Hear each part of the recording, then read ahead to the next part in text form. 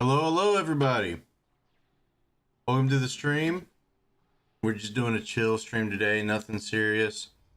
Just going to take on a galaxy cruising today. One of my favorite games, Elite Dangerous. It's been a while since I played it though. Haven't really had the opportunity, and definitely want to get back into it. Not sure what all I want to get into today though. Just going to kind of play it by ear and have fun. Have fun in the stream today. So let's see. Oh, that was bright. All right, let's see if I can remember how to play. Check out the starport. See if they got any missions for us. Let's see. Mission board. Here we go. Okay, wow. 75. All right, let's see. What do we have to choose from? Let's see. Donate $450,000 to the cause. Sure, let me just do that. I only have 10 million. So, which, I mean, it seems like a lot, but to be honest with you, it's really not in this game. Not when you have ships that cost over 100 million just to buy. Actually, my dream ship in this game is one of those ships. Actually, I wonder if, let me see if they have it. What ships they have in here.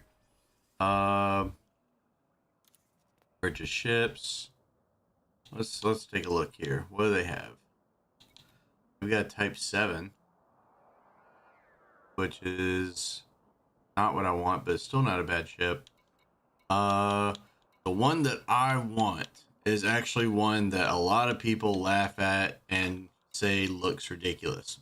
But to be honest with you, if it's kitted out right, this thing could be a beast, and that is the Type 10 Defender. It is a massive, massive ship. There it is. Massive ship. And it has turret hardpoints all over it, so this thing can literally become a flying fortress if you get it out right. But again, it's 124 million credits, so it is very, very expensive. If I didn't get this one, probably the next one that I would go for would probably be the Federal Corvette. I've tried the Anaconda before, in an old playthrough, before I started over, and Anaconda is nice. It's a very good all around ship, but if you're looking for something that's heavily combat oriented, Federal Corvette is definitely the way to go. But Type 10 Defender is where my eyes are set on right now, just because I want the flying fortress. Like, say what you want, I want the flying fortress. Let's see. Right, I know I have more shit. That maybe not. Did I sell? I may have sold one of my bigger ships. Interesting. Let's see.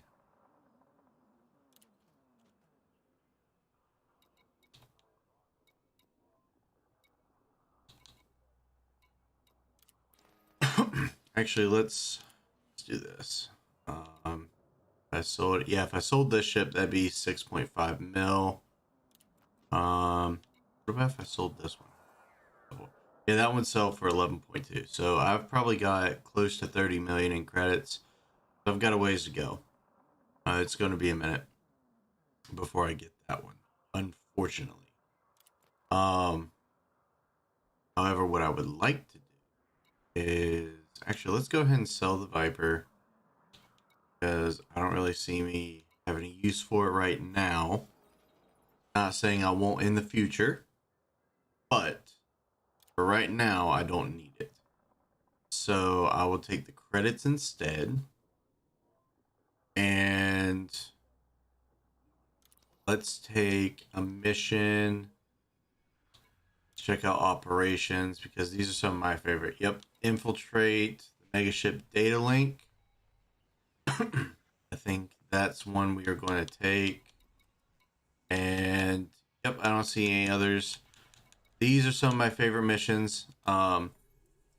Just because they're great money.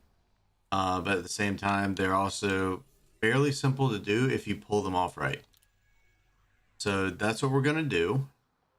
And we're going to use our little ASP Explorer. So what modules do I have in this? What modules do I have in this? Outfitting. Here we go. I have no weapons. Because as of right now, I don't need weapons if I'm doing infiltration missions.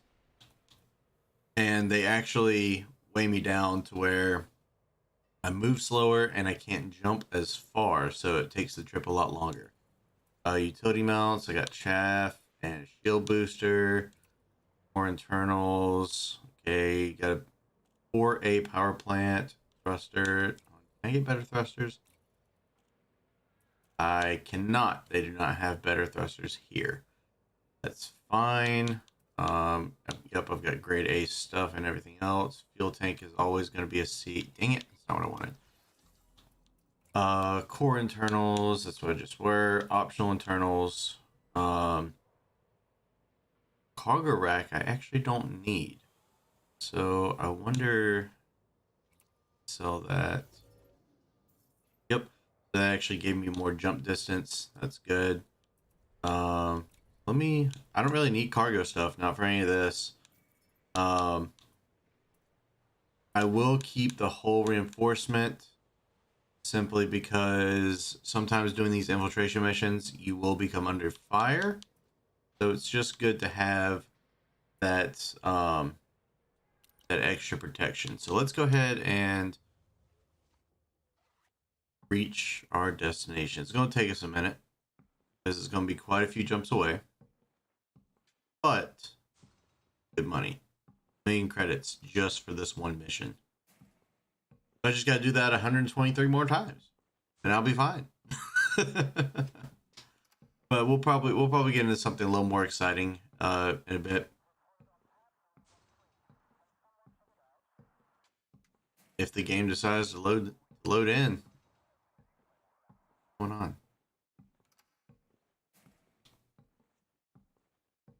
Go.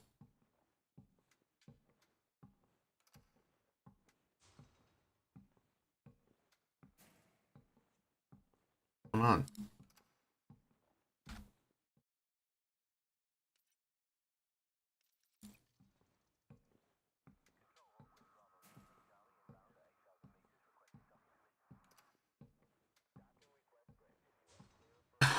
Oh, come on.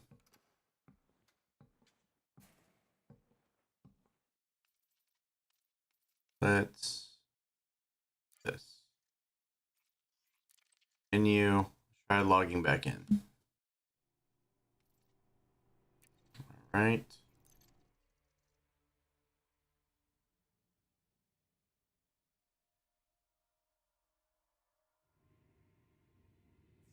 Okay. For some reason it booted me out of the ship. Don't know why I did that. Actually the whole first person thing is still kind of new to me, so I'm still getting used to all of that. It's definitely not a bad addition. It's new, and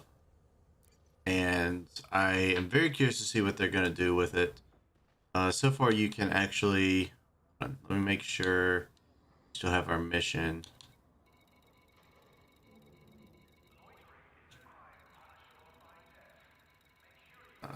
Loitering is punishing by death. Did you guys hear that? It's kind of scary.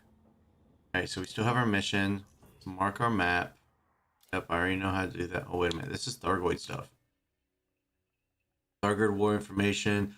So for those of you who don't know, the Thargoid are basically the alien race that are going throughout the galaxy, essentially hunting us. Let's see. The Thargoid War Information mod provides an overview of the ongoing conflict between humans and Thargoids. This panel lists all confirmed Maelstrom locations and the number of star systems each one currently influences. Total number of systems with a level of Thargoid presence are also listed. Okay, that's neat.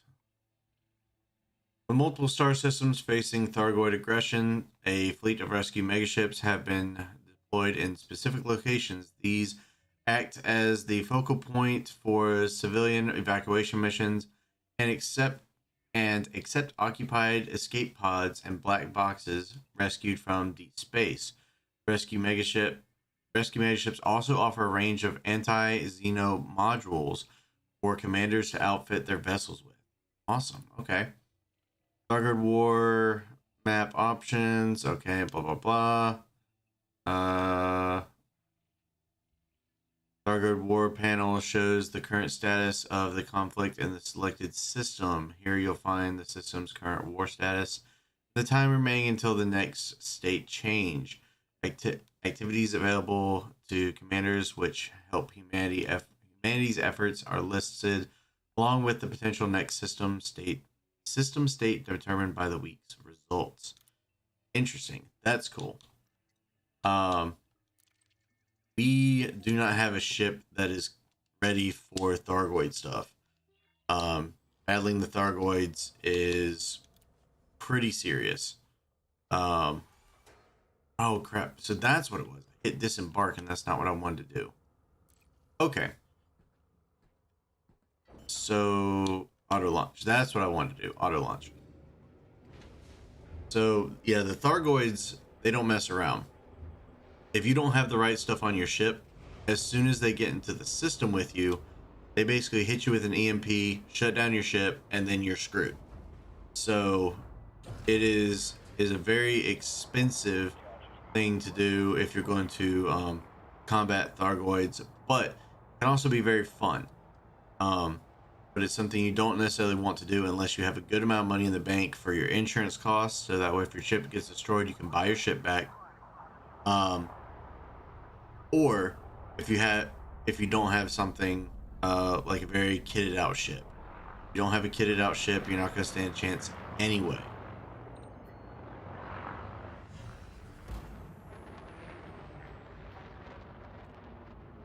So there's our first jump point. It's been a while since I played.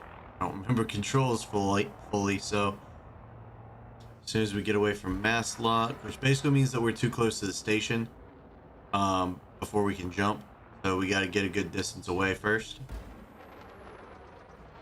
There we go. Now we can start charging for our jump.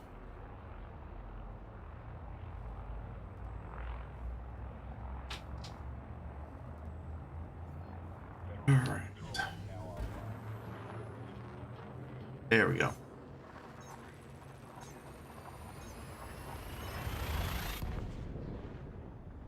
Hyperspace engaged.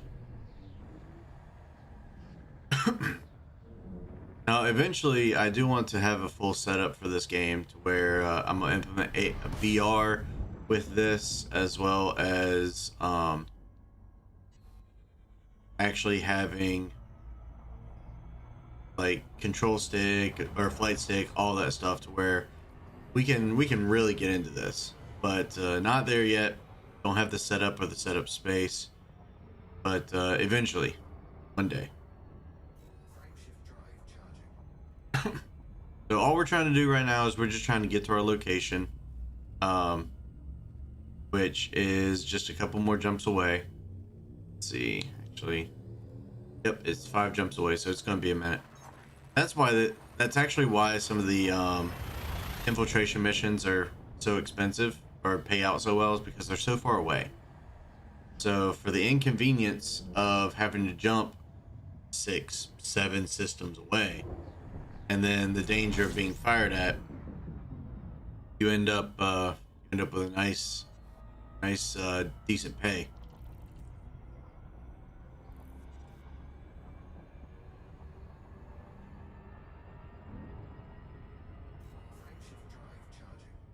So these missions, they do kind of start out kind of boring and whatnot, and then once you get to the ship, it can be either again boring or exciting. It's really a toss up either way.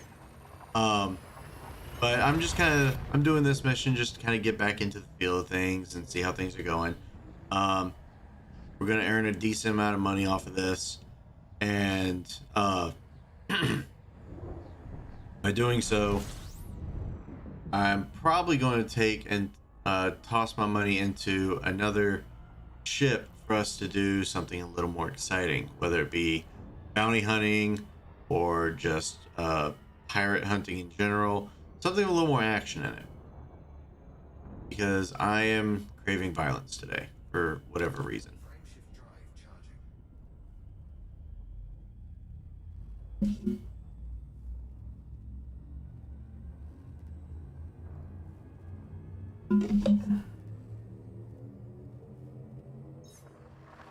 Right.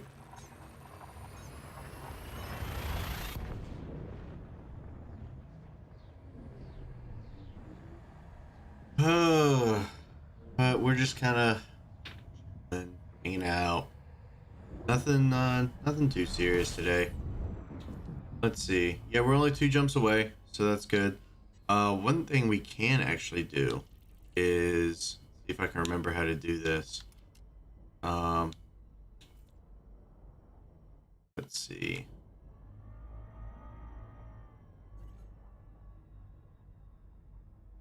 M to switch cockpit mode. That's combat mode. Not what we wanted. We want analysis. Oh no, I don't have it. Dang it. I normally what you can do is you can have your scanner on while you're going through these systems. You can scan the systems, gain the map data, and then you can sell the data at other ports. The farther away the port is, the more it'll sell for. So there are people who actually do. Excuse me. Pardon me, guys. There are guys who will. There are people who will actually play this in a way where they'll just travel from system to system, scanning systems, and getting the map data, and then just traveling as far as they can, selling it for a large profit, and making money that way. But I've done a little bit of that. It makes very good money, especially if you do it right. But kind of a boring endeavor. It's really something that if you really are just looking to not do anything, just zone out for a while, that's definitely the thing to do. But I don't think you guys would really care for that right now. So instead, I'm wanting to get into something a little more exciting for you guys, so I'm not boring you out of your minds. But I think this is our our last jump, and then we can get started.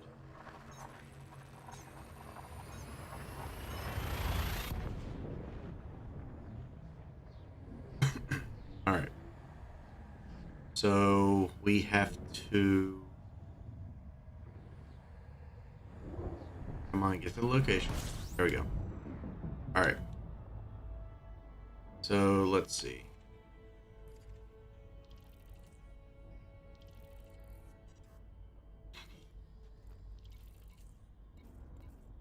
Go data link scanner and our deep space scanner. Okay. So yes. What?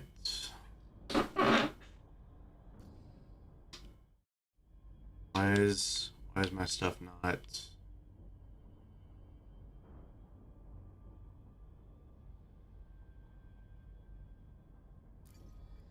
Nope. Cycle through fire group. That's what it was. Okay, so we do have it.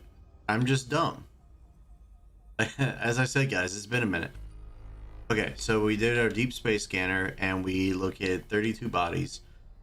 And only one of these is what we are actually looking for. So let's see, we are looking for mega ship 34698. Okay. And it looks like we're gonna have to do some exploring. Great. Not what I was hoping for. Um,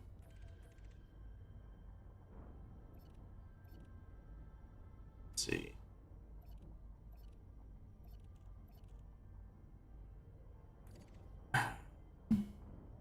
Usually this is pretty simple, but it looks like we're gonna have to actually scan some systems. So yeah, go into FSS mode and scan through. We're going to be looking for one of these little sections down in here. Um, there we go. Okay. That's an encoded emission. That is not what we're looking for. All right. So out there. How about this one? No, it doesn't look like we're looking for that one either. Okay. Come on. Let's get something. Because we're going to be looking in this lower register because we're looking for a ship's signal. And that's going to be on lower frequencies. Oh, here we go. So we got one. Okay, so we gotta zoom out some more. Okay. This. Let's just get some distance from this star.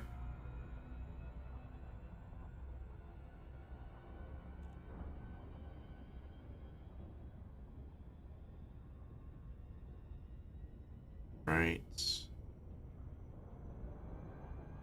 That should be good. All right. Now let's enter FSS mode again. And now we can start looking at these other ones. Clusters. Here's what we're looking for. Nope. Still not what we're looking for. How about this one? Nope. It's 352. It's 3524. 365.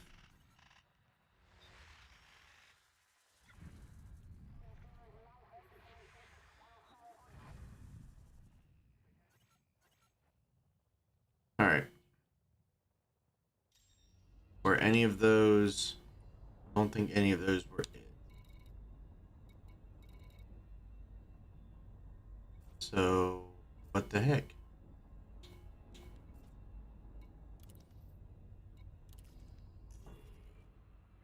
Yep, we're in the right system. Okay.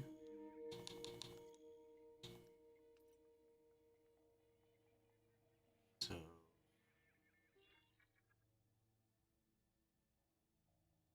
let's try.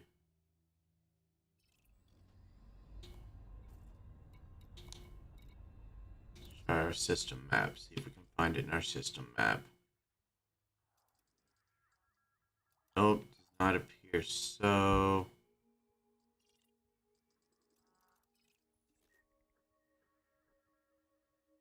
Well, this is turning out to be a headache. Why is this being difficult?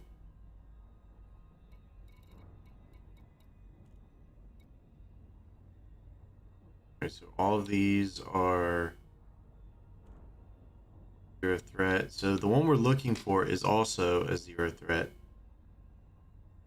So let's try.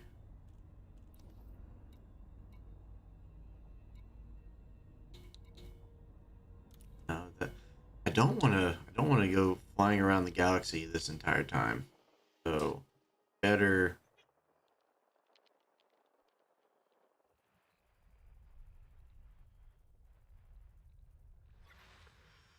better play it safe and try to figure out. Yep. That is one downside to doing these, that sometimes you do get sections like this where the signal is hidden or it's undiscovered, and so you have to basically discover it yourself. So upsides and downsides. Again, they are slower missions for a reason.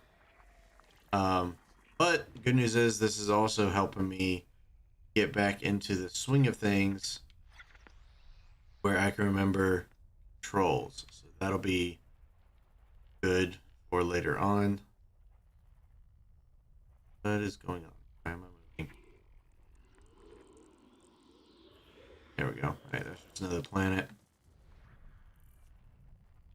Let's see. Oh, we got one right here. What are you? Nope. Still not what we're looking for. Got a signal right here. Got. There it is. That is also not what we're looking for. Where are you hiding?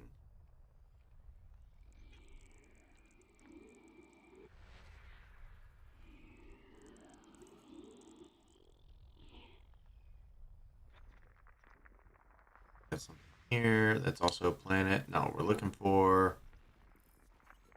These are all going to be planets, if I had to guess. Yep, that's another planet. It's another planet. And so is this. Going way out here. Wow. Alright. So, once again, not what we're looking for. Oh, we got something else here, though.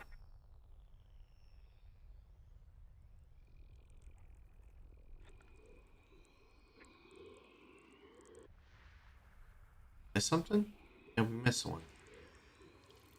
Okay. And, alright.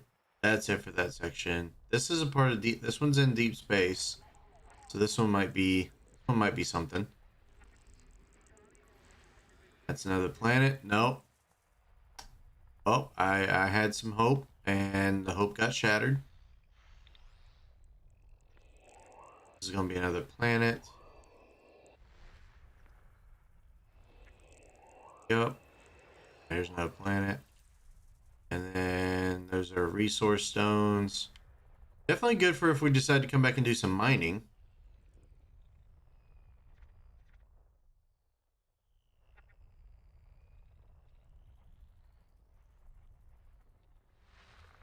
Okay. Yep. Oh, yep. There we go. Right signal. Planet. Wanting.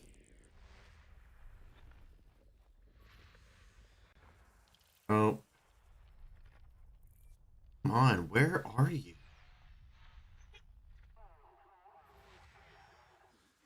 No, that's not it either. But at least we rolled that one out, so that's good. That's it. Nope. At least we're ruling stuff out, so that way we don't have to make a bunch of little trips back and forth. That'll be good. Grab this. Did I miss another one? Seriously? Yeah, I did. It also doesn't help that this is such a huge system too. 32 bodies in this system. Alright. So we've got 22 of the 32 bodies. Let's see. Have here, this is gonna be another planet. Yep.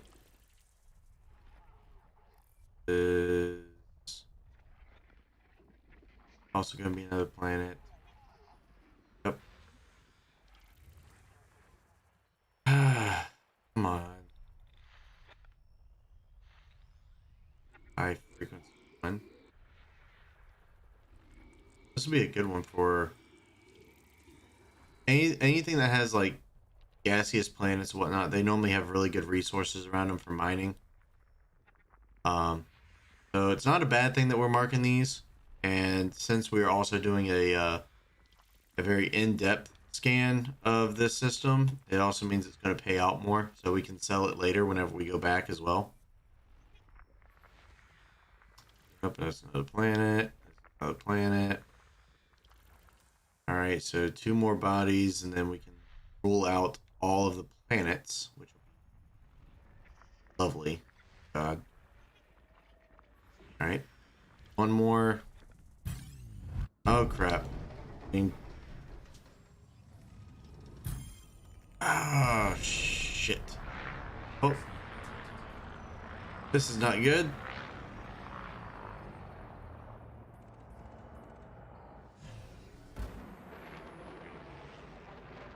So somebody pulled us out of hyperdrive, and it was a pirate. Let's see, where are they at? Right there you are.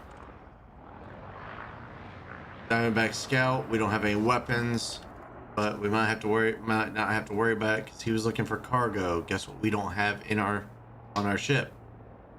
We don't have cargo. So yep, he is going off. Just wasted our time.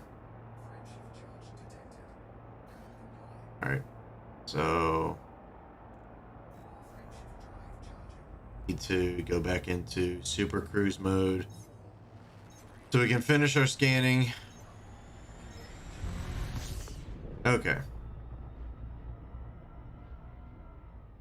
That was very inconvenient. Now I don't know where we were. Oh well, this might be the last body. Yep, there's the last celestial body. That's good. Now all we have to worry about is the signals. Now we should be able to find the signal that we need.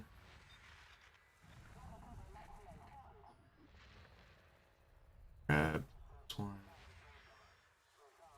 What was that? Interstellar Tachyon Fleet. Okay. No need to concern ourselves with that. Is it going to be the last one that we search? God, I hope not.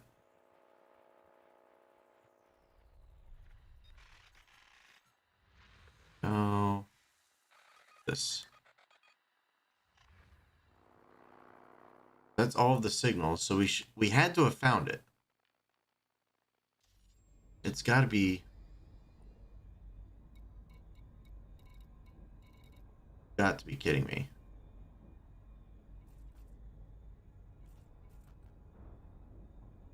I've got to be kidding me. Is it really going to make us go searching for this? 3469.8. We are in the right system. 3791.8. Correct? Yep. So we are at the right location. So looking for, let's see, what convoy?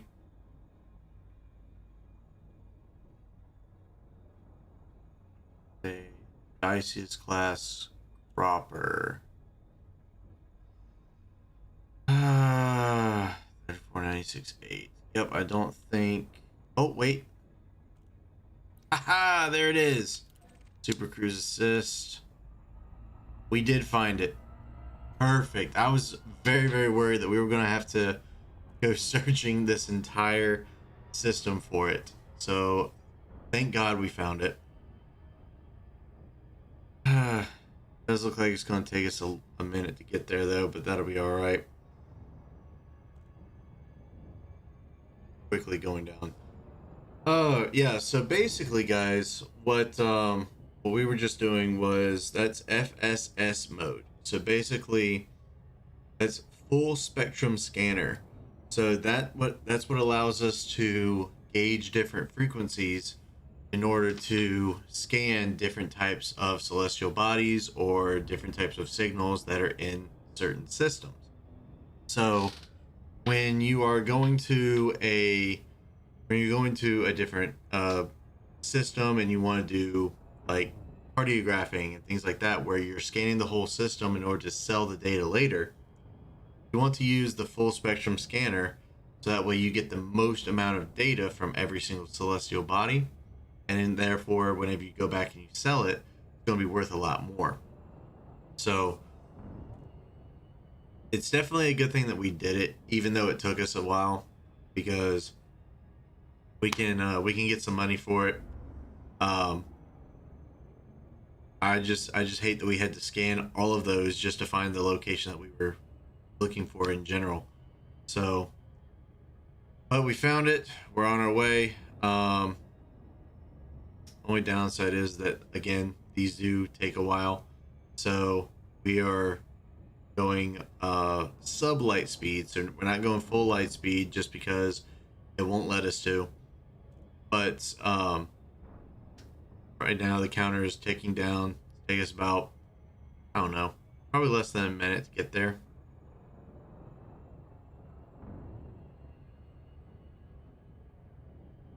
Because the counter keeps going down quickly. As we're traveling, we're actually continuously gaining more and more speed. So it's going to take us less and less time to get there, based on how our speed of travel. So if we were to maintain our speed right now, it would take us 9 minutes. But since we're continuing to gain more speed, it's going to take us less than that. But we're on the way. And this is another one of the downsides of these missions, is it's kind of a hurry up and wait. I'm not complaining, but I'm sure you guys would like to see something a little more entertaining. So we're only going to do one of these.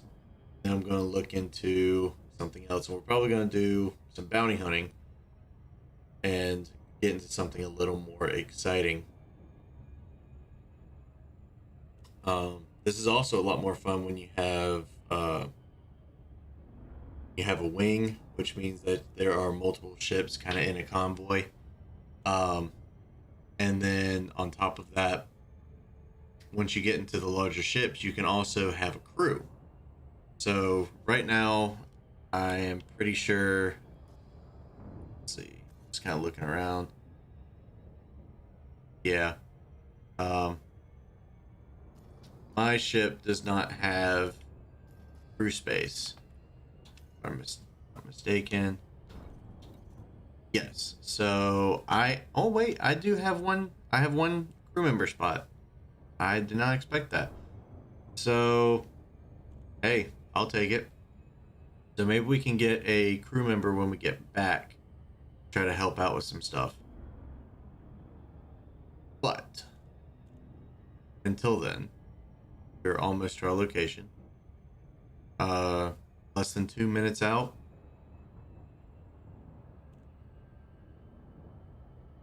And we are going 210C.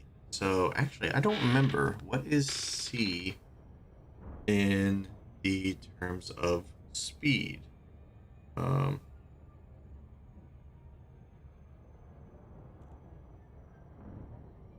C.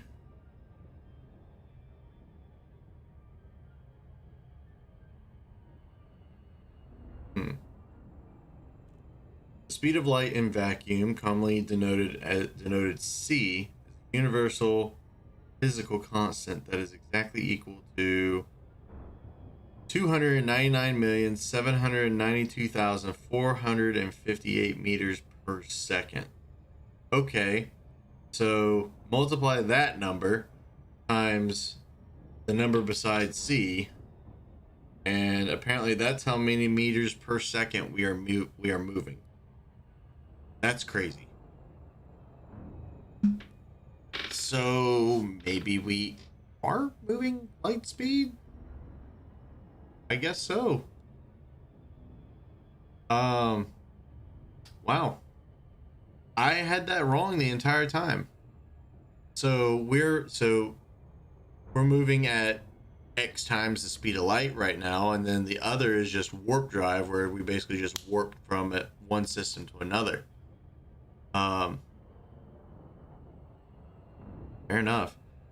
So about a minute out now, we're coming up on it, and these ships are massive. But these aren't normally like your um, cruisers or battleships or anything like that. These are more of like your transport ships, your research ships, things like that. We are basically scanning their data and pirating their data. Um, so we're going to scan that, make a copy on our ship, and then book it back to the station that we got the mission at. And then once we do that, we get paid, and then we can move on with our lives. So this is the slow part of the whole process. Let's see. Nope, we need to stay on analysis mode.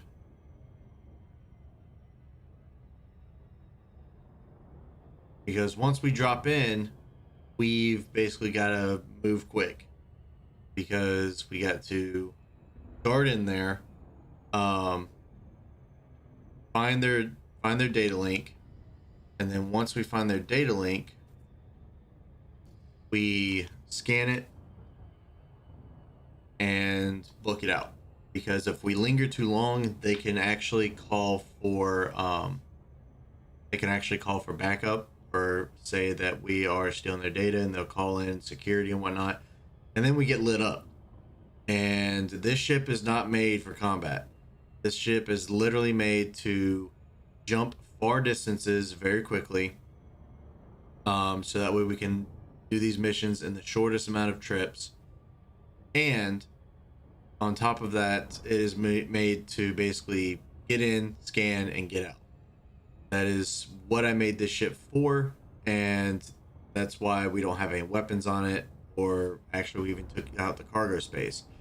So we are not made to shoot or carry anything.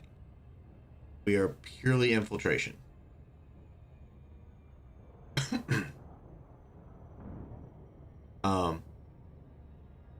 Usually I like to do these missions just because they're good when I want to just relax and kind of just zone out for a bit and not have to worry about getting shot at left and right. Because even if I get pulled out of hyperspace, like you guys saw, typically pirates will leave me alone because I'm not carrying any cargo, and I can just go back on. I can just go back to enjoying my day. But I do want to show you guys some of the more fun stuff in this game as well. I wish I was at the point in this game where I could fight Thargoid, because it is quite the experience. But unfortunately, in this profile, I am not there yet. And we just overshot. No.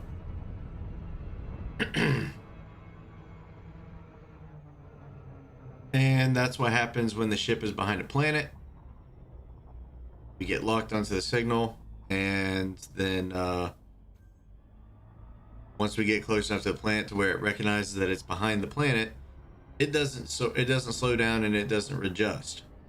So we have to do that ourselves. Super Cruise Assist can only do so much. But we are getting ready to drop in. Come on. There we go. Alright. So we're going to lock onto that ship. And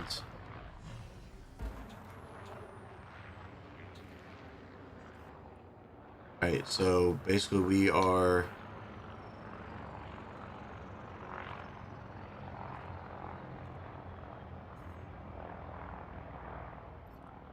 there we go.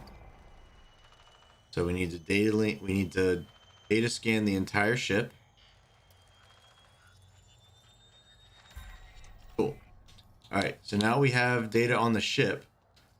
Now we can book it in. So again, all we're trying to do is we're just trying to get in and get out.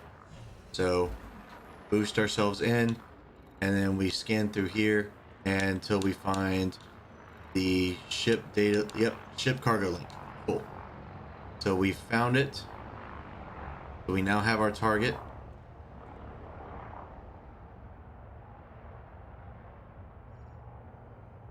All right.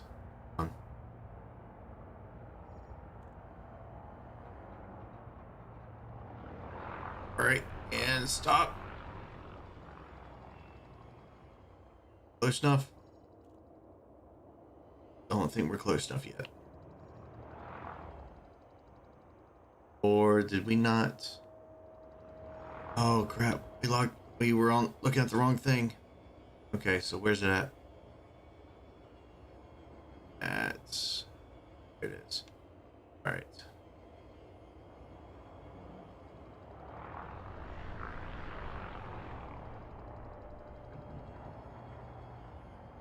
There we go. That's what we're looking for.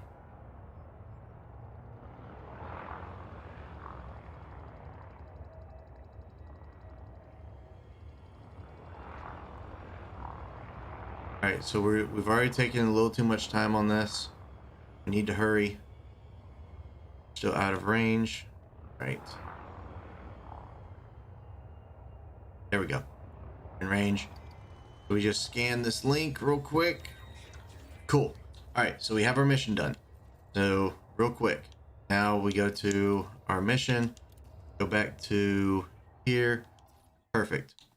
We gotta be quick. All right, so now we have a location we're jumping to. Great.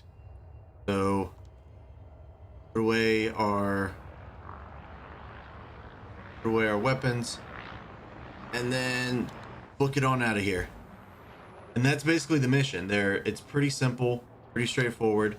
But you can make a lot of money by doing these, and you can make a lot of money in a short amount of time by doing these, because that took us about 20-25 minutes once we finally found the location, and we're walking out with a million credits. All right, so let's go into Super Cruise just to get out of here.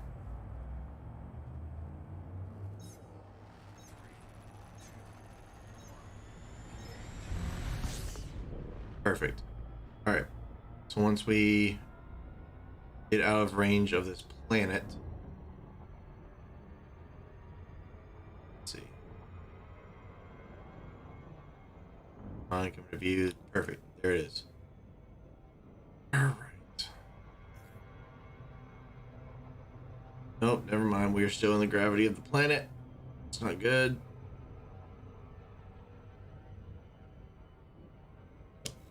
Now we can jump.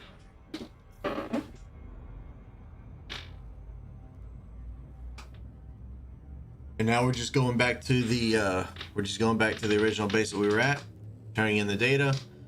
And I'm probably gonna go ahead and sell the map data too. We'll see how much it goes for before we make a decision. And then decide if we're going to sell it or not. All right, cool. That's one jump.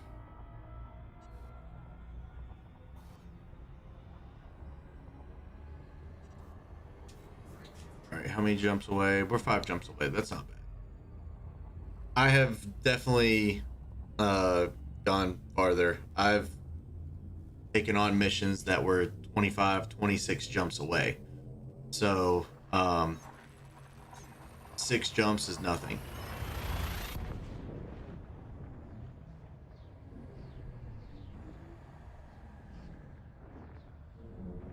And if you do things right, you can basically stream jump after jump instead of having to wait for a bunch of cooldown and all that stuff, because your stuff will overheat. There's a lot of things to keep in mind with this game. So your ship has individual modules for everything. So all these modules, everything, it takes up power. Each of them has their own health. So like if they get damaged, you'll lose that power. you'll lose that system or that module. Um, you have to gauge your power. Um, there's you also gotta know how to distribute your power. So like if you see my little ship moving over there in the bottom corner, right next to it you'll see SYS, ENG, WEP, and RST. That's my power distributor.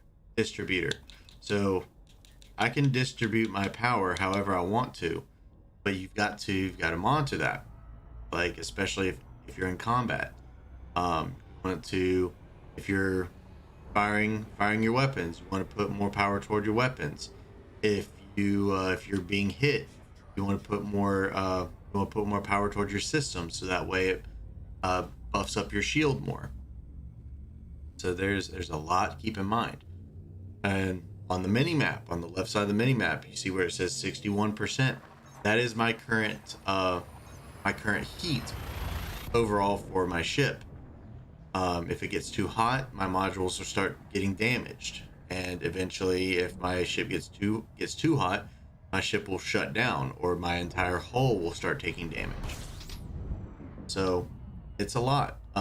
If you like games that you have to manage a lot of stuff, this is definitely a good game for that. At the same time, it's also a really good game if you want space combat, because it's one of the few first person space combat games that I actually like and that I think has a good feel for it. There are some out there that do not do it well, and it feels clunky and it feels like your control is very limited. This gives you all of the control, every bit of control that you would want, for combat, for customizing, or setting everything up however you want to. This is the game that does it. The game has been out for a long time, and it's definitely been a game that has withstood the test of time, which that alone is a feat in itself. It's withstood the test of time. They still put out like weekly, monthly updates, events, you name it. The community in itself is a great community. I have never once reached out for help and not gotten the help that I needed for what I was trying to accomplish. The community has done a great job in accumulating data, planning out trade routes, you name it. They have gone above and beyond for this game, and that's one of the reasons why I like it. Um, on top of that, it's 100% free to play after purchase. You don't have to. There's the You buy the original game, you buy the expansion, and everything else after that, you're good to go. You have full access to everything. They don't have a bunch of microtransactions that limit what you can access in the game. Everything that's they do have some micro stuff, but all of that it's cosmetic. It's purely cosmetic. Um, so there's no pay to win, nothing like that, which I can certainly appreciate. But hey, some people like it, some people don't. Um, I'm not one to judge those who like the microtransaction stuff. But personally, I don't care for it. If it's if it's limiting what you can access.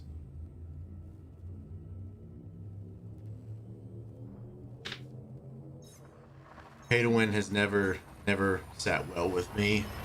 Um, I've always been one to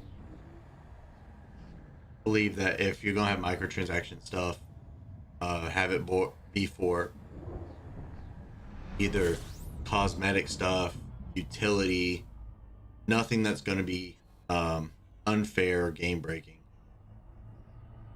Let's see. Oh, so we are back in the station that we need.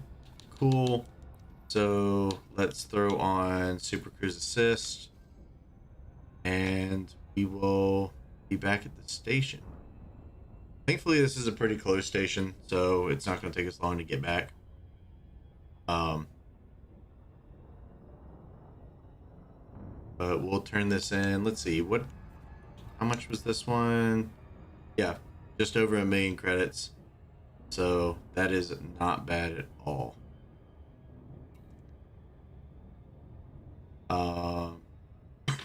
Some more stuff that you can do is you can even set up a cruise liner. Like you can become a cruise liner space ship if you want to. They've got ships specifically for that. Like there's one called the Dolphin, the Orca. I think the biggest one is called the Beluga. Very, very fancy ships. They are expensive. But they are cruise line or they are transport. So like you don't have to do combat if you don't want to. If you want to become a cruise line ship, you can do that.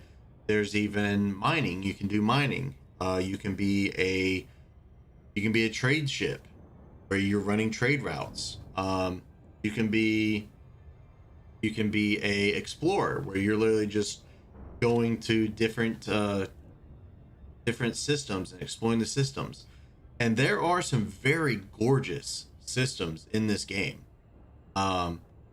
There's a couple that the community have spotted and documented, so that way people, if they want to see them, you can go and find them for yourself. Some of them are way out there in dark space. And to kind of give you guys an idea of just how massive this game is, let's go to the galaxy map.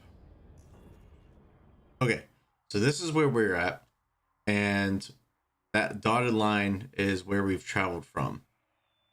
So I'm just going to expand out. So this area is all of the systems that are controlled by factions.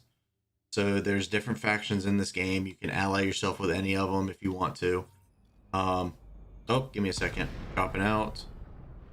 And let me just get close enough. And I'll go ahead and start dock. Cool. And then it'll dock for us. So let's go back to the galaxy map. So this is the area that is controlled by factions, and it looks like a lot. Like there are a ton of systems in here. However, if we keep expanding out and expanding out and more, you see just how huge this game really is. I can we'll zoom in right here. There are tons and tons of stars that we can go to. In this playthrough alone, I have not even left this segment. So it will take a long time to get there. But there are black holes, there are nebulas, there are anything you can think of. Like, if I'm not mistaken, I believe there's even like massive black holes towards the center of the galaxy. But it is no joke at all. And there, even in this section here, there are sections where you have to be allied with certain factions just to be able to access. For example, the Sol system, which is our solar system, you cannot access unless you are a certain rank with, I believe, let's see, what faction was it? I believe it's the Federation, which is the symbol beside Felicia's name right there. That's the Federation's symbol. Then you have this symbol, which is the Imperial, and then this is the Alliance. But there again, there's still different factions within those main groups. So depending on where you want to go, will also depend on what faction that you want to ally with. By the way, that entire round trip only cost us 31 credits for fuel. So the cost of 31 credits with a profit of over $1 million. So you guys do the math. This is heavily profitable. It just takes a little more time than most would like. But if you're willing to, if you want to put the time into it, it's the best way to make money. So let's turn in our mission. Completed missions. There we go.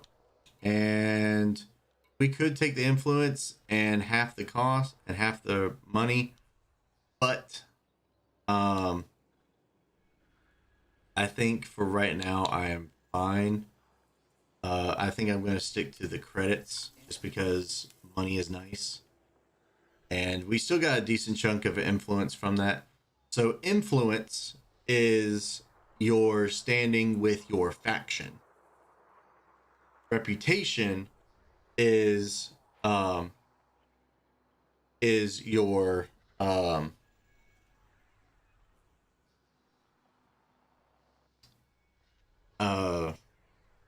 God, I'm drawing a blank here. Reputation. Oh no! I've got that backwards.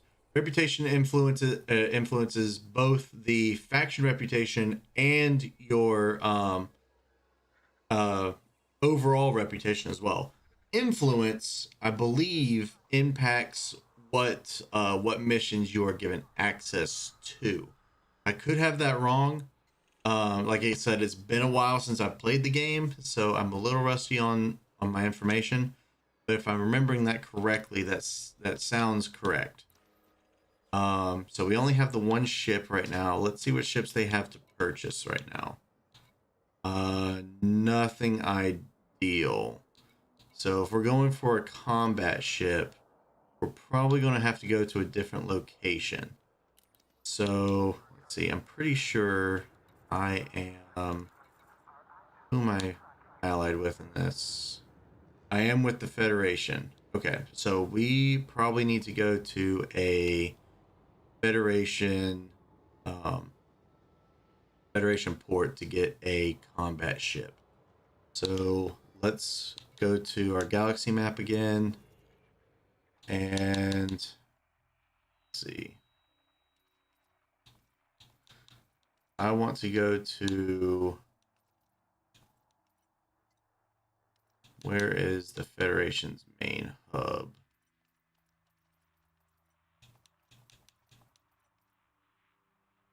Looks like we are going to pay a visit to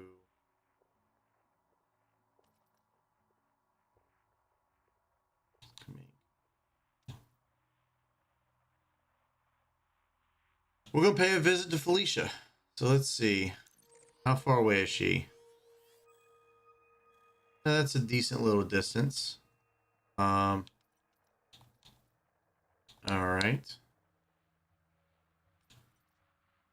So let's do this. How many jumps is that? It's 1, 2, 3, 4, 5, 6, 7, 8, 9 jumps. Okay. Yeah, that's not terrible. So let's go ahead. Oh, wait a minute. Let's check and see how much this data is worth. So we could sell everything for 186,000 credits. That's not really much right now. So what I'm going to do instead is I'm going to wait and hold on to it and see what Felicia is willing to offer us for that same data.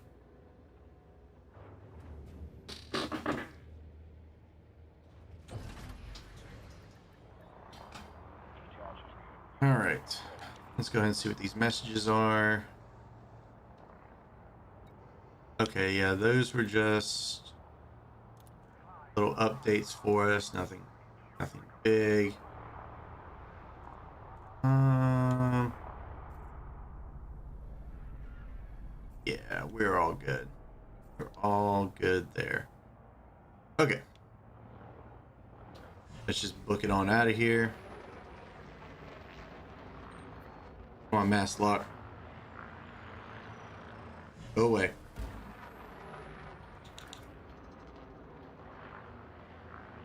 Go away. There we go.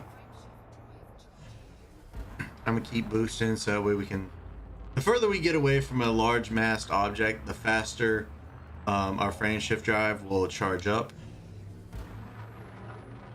So I'm just trying to get us there as quickly as possible. And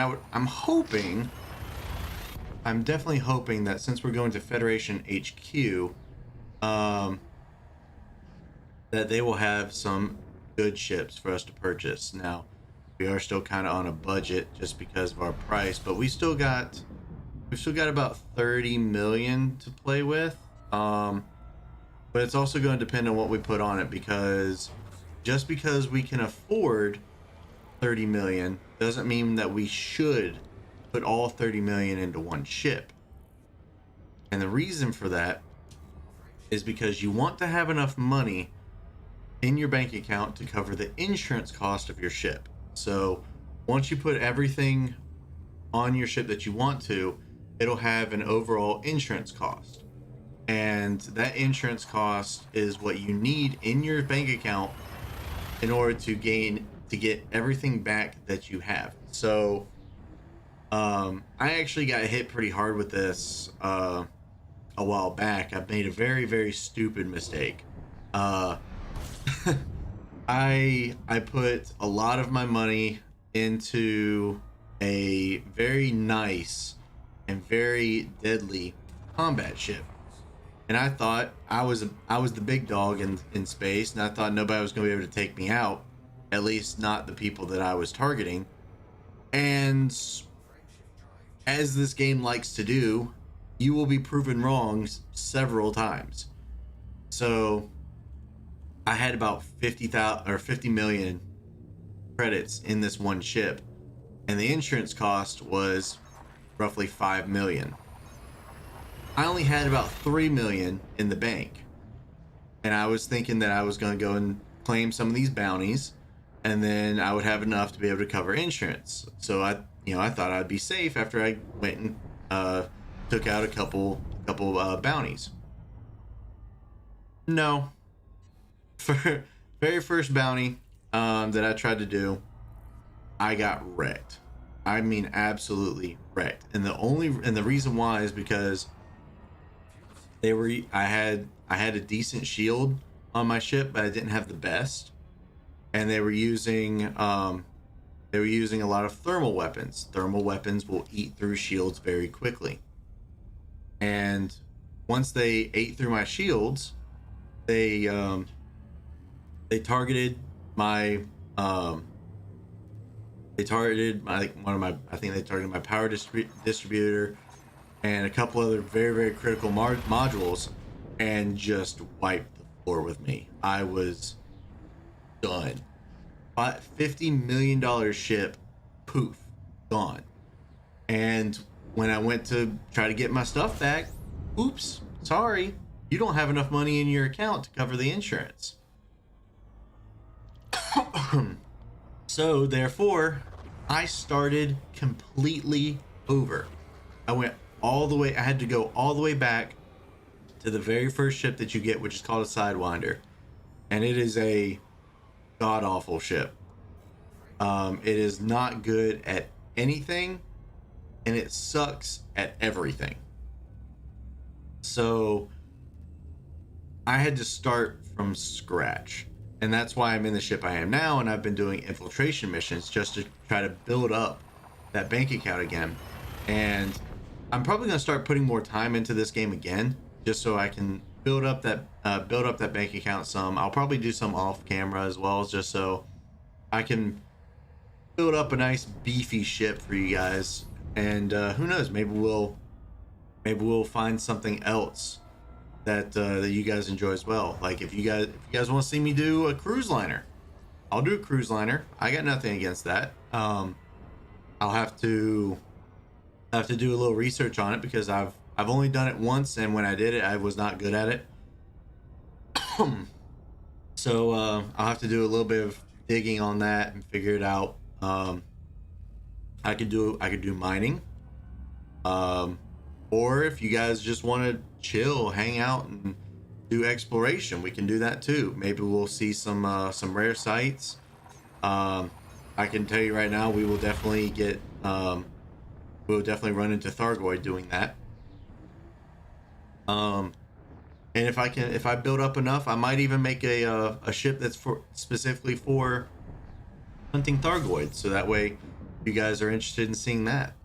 I'm as far as this game is concerned, I am honestly up for whatever you guys would like to see. I have fun in this game regardless, and it's just something nice to relax to.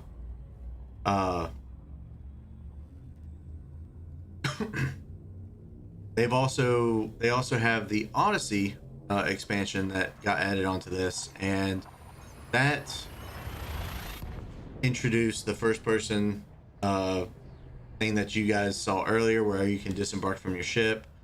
You can go and try to conquer bases that are on different planets. I have actually tried doing that. It is not easy solo. And quite honestly, last time I tried the first person shooter section of it, it left quite a bit to be desired. It was very user unfriendly. So I don't know if they fixed that since then, but when I tried it before, it was very bad. One of the big complaints I did have about it was that when you would try to stealth something and you got a stealth kill on somebody, or you stole something stealthily and nobody was around, suddenly the entire complex knew exactly what was going on, and it doesn't make sense to me. So I really do hope that they have fixed that, because that was one of my biggest complaints.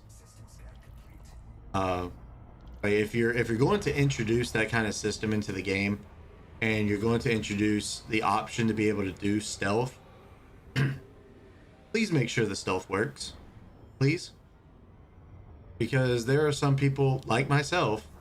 I do enjoy taking a stealth approach to it, and it kind of ruins everything when the stealth portion of it doesn't work, and the moment you make one move, you have the entire base on you. So I would love to do base captures, but I want to make sure that everything is fixed and in order first before we do that. So that's another thing that I'll probably do off camera, just so you guys don't have to sit through it and whatnot. Let's see. So we are here. We have arrived. Let's see what base we want to go to. Those are fleet carriers. That's Edo Orbital. It's the Gateway. Carter Port. We're probably going to want to check out the port, just because they're probably going to have the ships and whatnot. The other stations will probably have some, but typically ports are where your ships are going to be stored. So let's put Super Cruise on so we can get there just as quick as possible. You know, actually, let's do this. Let's just kind of blast ahead real quick.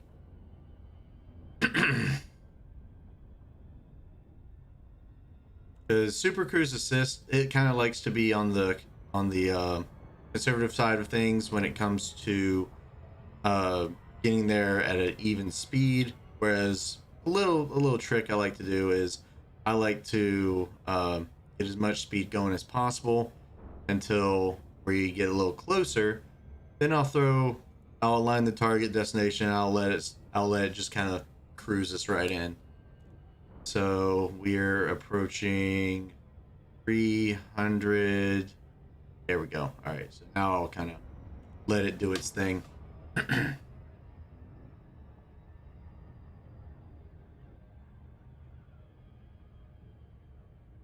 Yeah, we might be coming in a little hot. Nope. Super Cruise Assist is doing its job. Cool. Slow us down. Bring us in.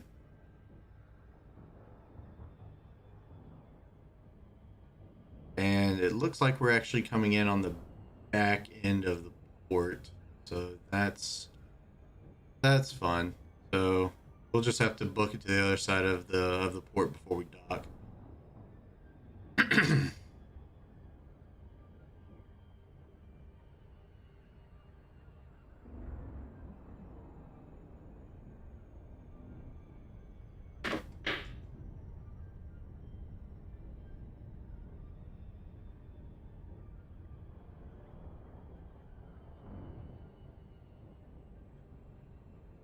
Come on, drop us in.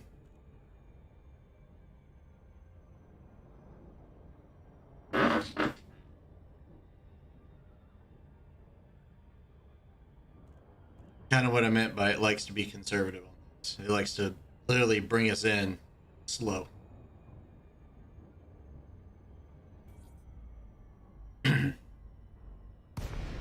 There we go. Okay, so actually we kind of came in toward the side, so that's not terrible.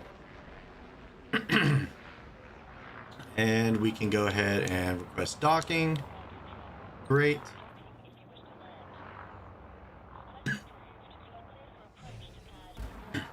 A lot of people will argue that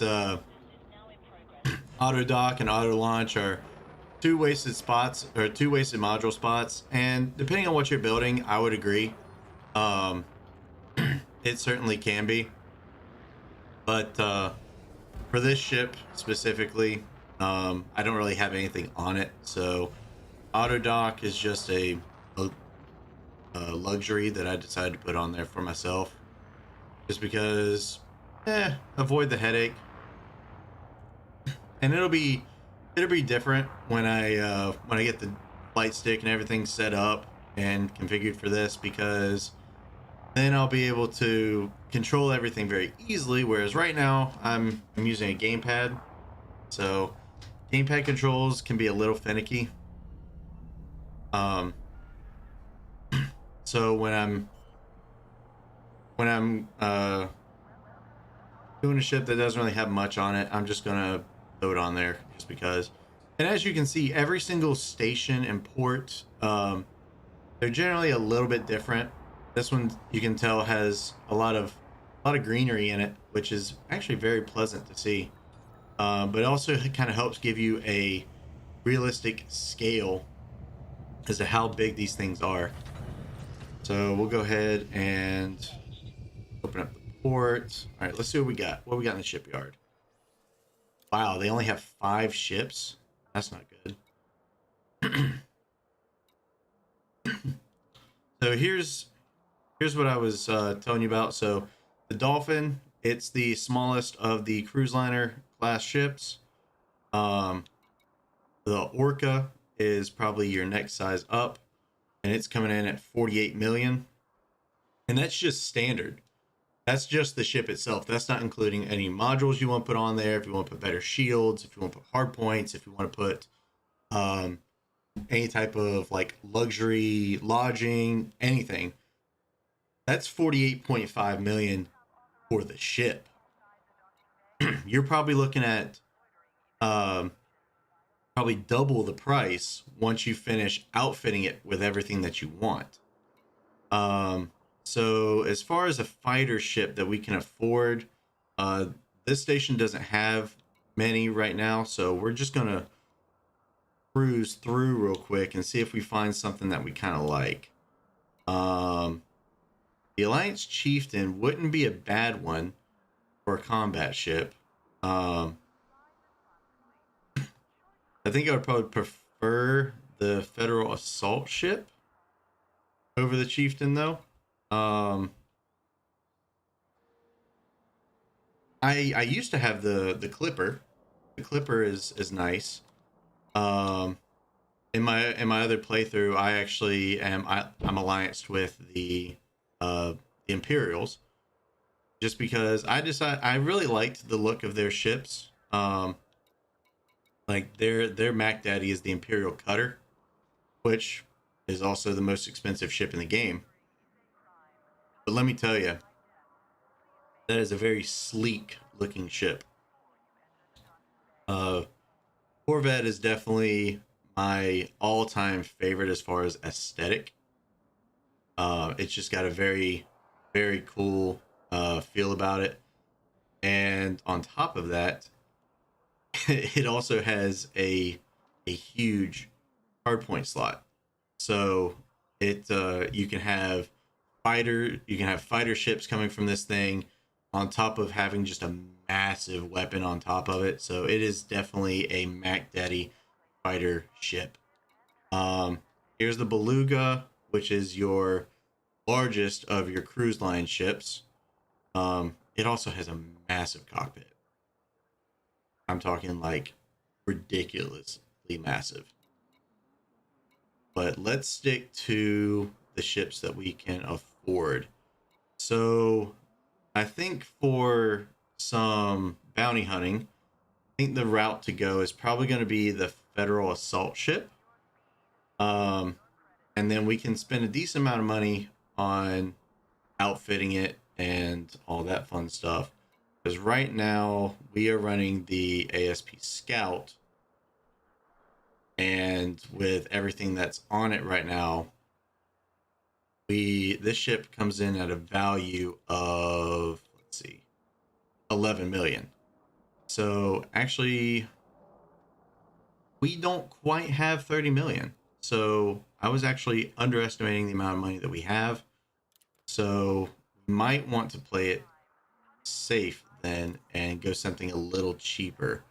So instead of the uh, drop ships or the chieftain, we might want to play it a little more conservative and probably go something like a actually, now that I think about it, I think that's why I had the Viper. I think the Viper was going to be one of my combat ships.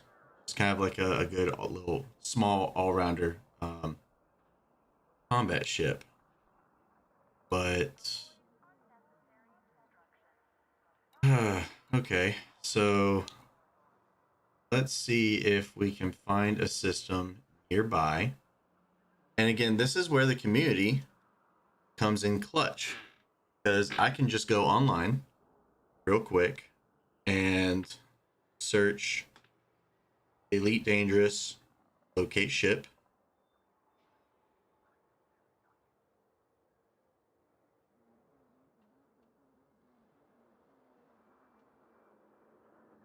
So, yep, Elite Dangerous ship's location. Shipyard, it's one of the first things to pop up.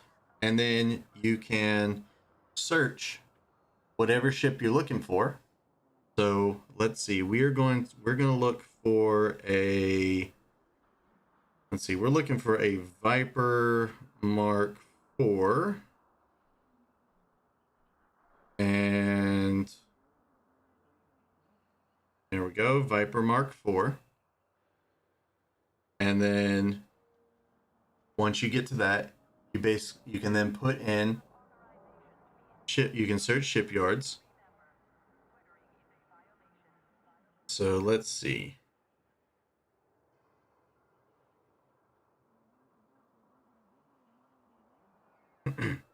So once you do that, you then put in.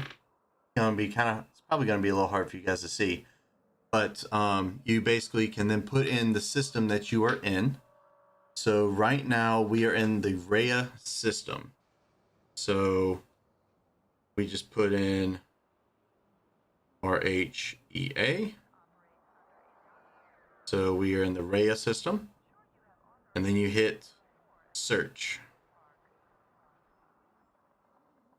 And the closest place is actually going to be 22 light years away, which means that we're going to have to make another jump. So that's a little disappointing. I was hoping we'd be able to buy one here, but I guess not. Maybe I shouldn't have sold the other one. That was a mistake. All right, so we know where we're going now. So let's go to navigation, and the system we're looking for is, I think it's called 9 Puppets.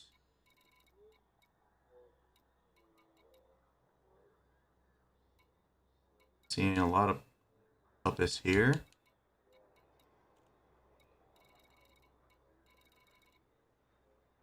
Wait a minute. Let's just do this. And then we search 9. There it is. 9 puppets. So that is where we are heading. Cool. 2 jumps. Well, that's a little disappointing. I was hoping we'd be able to do it in 1 jump. Unless... Do I have the... I'm not sure if I have the best frame shift drive in this thing or not. I might not. I would also like to have a Diamondback Explorer, because Diamondback Explorers, their jump distance is just crazy. I used to have one of them, and I would basically use that to zip around where I needed to get there in the fewest number of jumps, and then I would just have my, once I got to where I was going, I would just have my other ships transported out there for me. So let's see. For internals, frame shift drive. Yeah, we're rocking a 4A frame shift drive. So that is quite honestly the best that we can get, and they don't offer anything here. Wow. I'm honestly disappointed. I would have thought that this place would have had quite a few more choices with it being an HQ. So that's 18 puppets. Let's see if there's anything that's for 9 puppets, since we're heading that way anyway. And it does not look like there is. There's 18 puppets. That's all I'm seeing. And none of these we don't qualify for any of these, so we can't take those jobs yet. Let's see. What system are we jumping to? It's 3 jumps. Oh. Okay, so yes, let's check and see what systems we are jumping to. So this is... Hold on.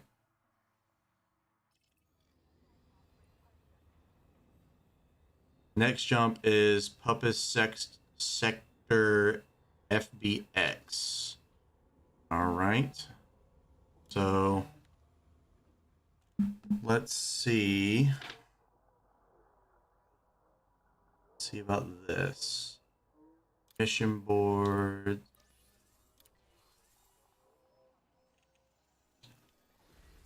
Puppet Sector FBX. Okay.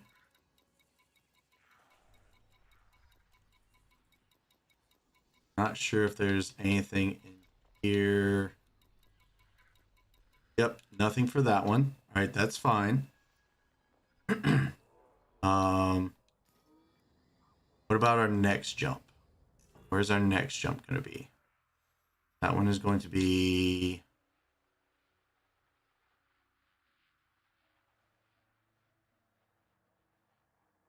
Why is it not giving us the option to look? Weird. Route settings. Oh, hold on. That's trade routes. There's got to be a way where I can see ones that I'm heading to.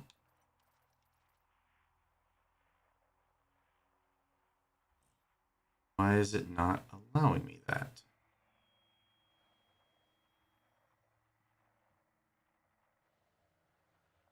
Yep, so there's 9 puppets.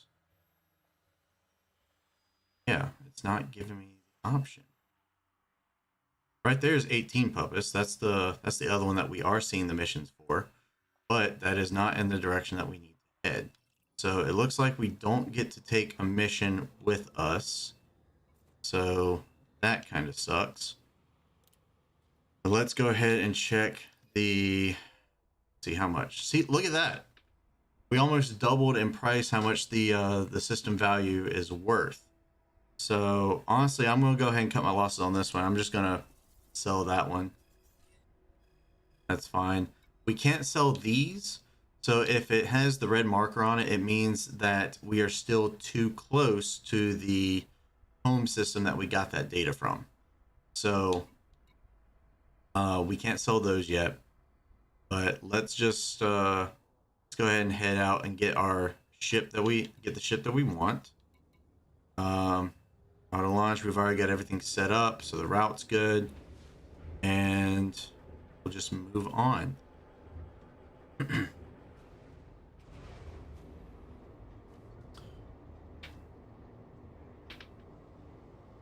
another thing I like about auto launch. Just kind of does it for you.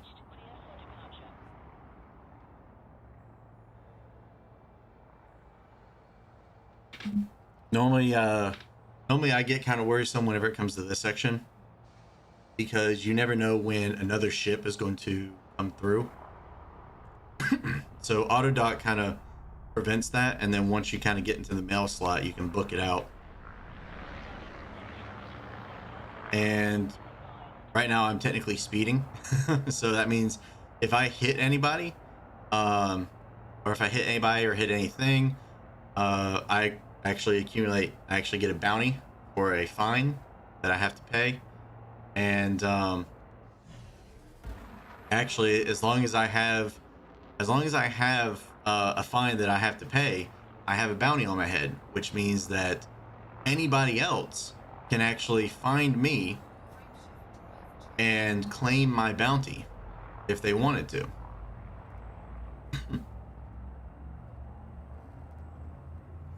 So that's when you see ships flying around, if they have a bounty on their head, that's usually what's going on. Is they've either committed crimes, they've sold contraband, they've killed other players.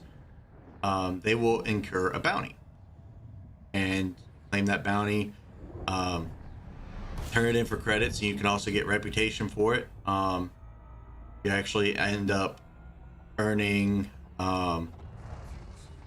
combat ranks, things like that, which can also help you with leveling up in your faction.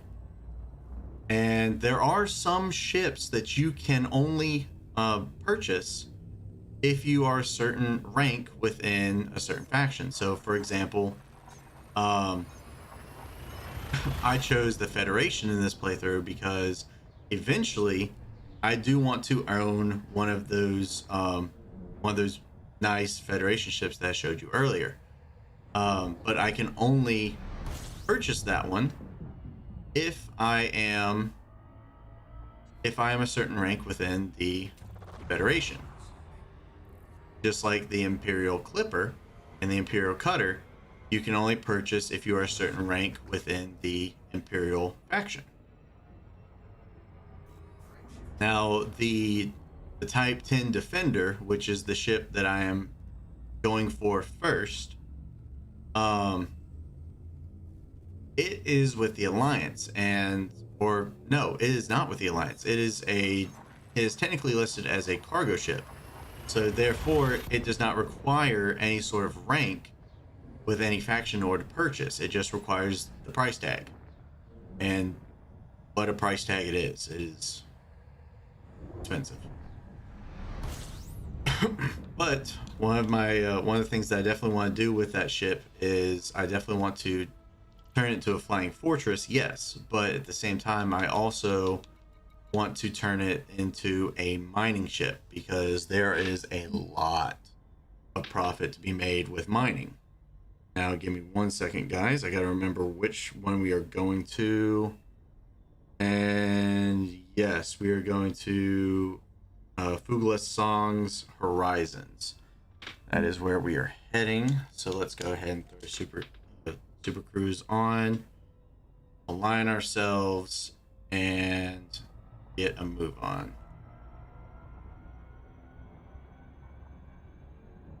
And yeah, this one's a decent distance away, so I'm going to build up some speed first before I line it up, just so you guys aren't sitting here staring at space the entire time with nothing else to do.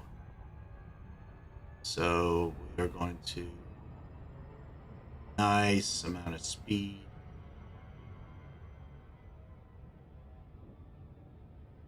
Right now we're looking at about less than a minute. Continuing to climb.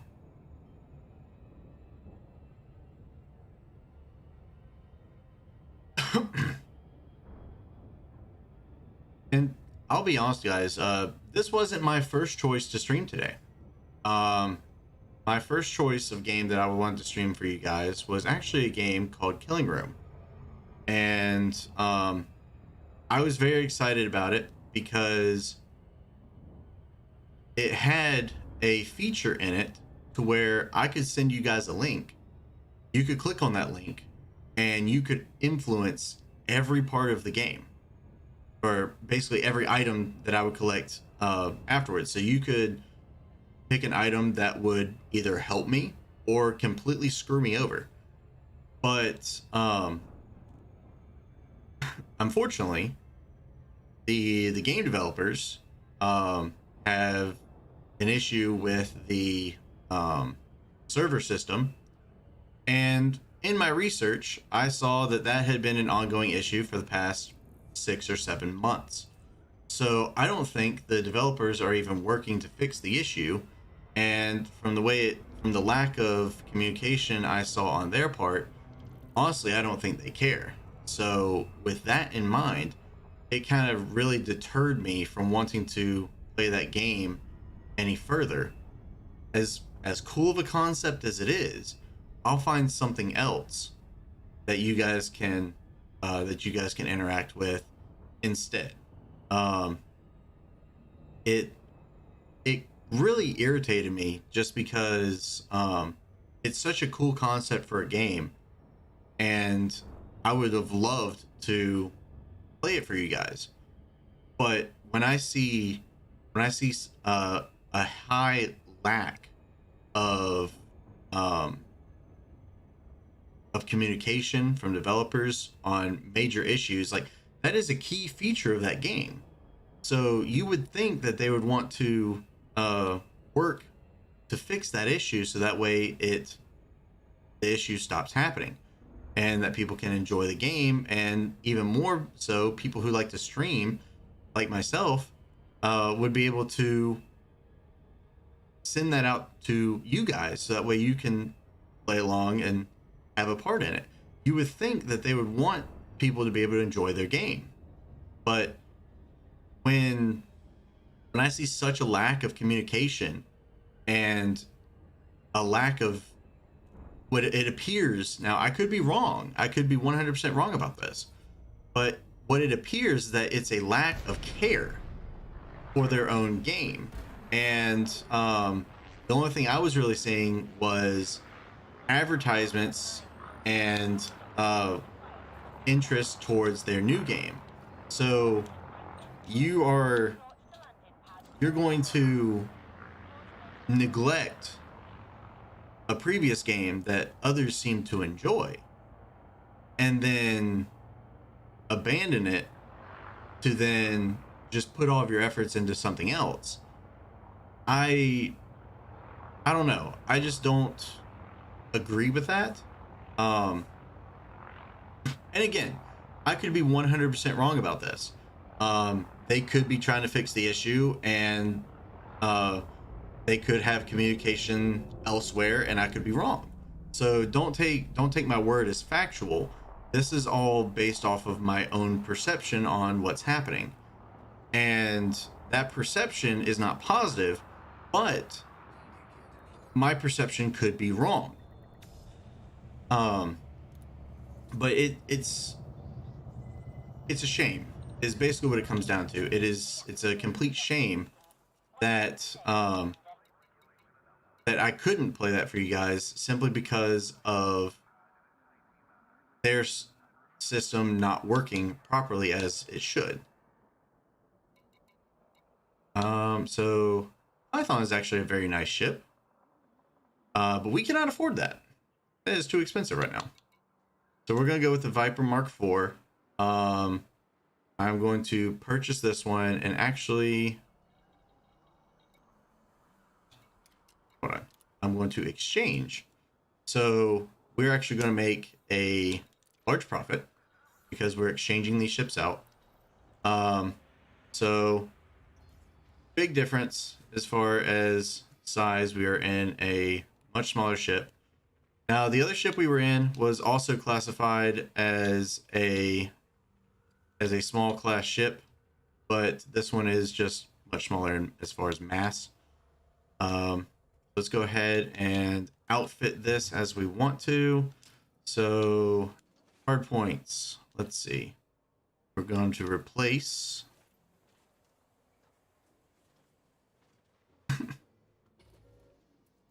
You know what? Let's go ahead and sell these so that way we don't have to worry about a little animation. We can just kind of figure out what we want. For the medium hard points, I definitely want to go kinetic. So I'm probably going to go with multi-cannons. Multi-cannons is basically like a Elite Dangerous version of a minigun. Cannons are okay, but they're definitely for close range, and they're basically line of sight. You can get them turreted, so that's nice. But I think I'm going to stick with multi cannons for now. Maybe not. Okay, so they don't have the size that we need. That's a problem. So we're gonna have to go to yet another station. Looks like it. Let's see. We can go ahead and get our small hard points, which I'm going to make as thermals. Question is, do I want to do pulse laser? No, I do not. Pulse laser is only fixed. I don't want to do fixed. I would love to be able to afford to do turreted just because turreted is nice. They have a much larger range of motion, but I will take gimbaled if I can't get that. Plasma accelerator, they are only fixed. That's right. Beam lasers, they do not have the size we need. Pulse laser is, I guess that's what we're going with. We're going to go with gimbal pulse lasers, which not ideal, but we will take what we can get. I did not mean to exit that. They've changed around the menu a little bit, to where you used to have to select the section to then go over, and then you would deselect to go back to this, but now it's just back and forth. So let's go to, no, let's not do utility mounts. Let's go for our core internals first. Let's see. Mirrored surface. Let's do, yeah, I think I'm going to do mirrored surface. Just because I'm pretty sure the majority of what we're going to be encountering is thermal weaponry. And if that turns out to be wrong, then we'll be a bit of an issue. We'll be in a bit of a pickle. Let's see. A size 4 power distributor or power plant. And none of those are it. I mean, actually, a size 3 is still going to be better than what we currently have. So screw it. We'll go ahead and get the upgrade. That's fine. Thrusters. Do they have thrusters here? Size 4. And they do. They have size 4A thrusters. That's perfect. A little expensive, but that's okay. Frame shift drive.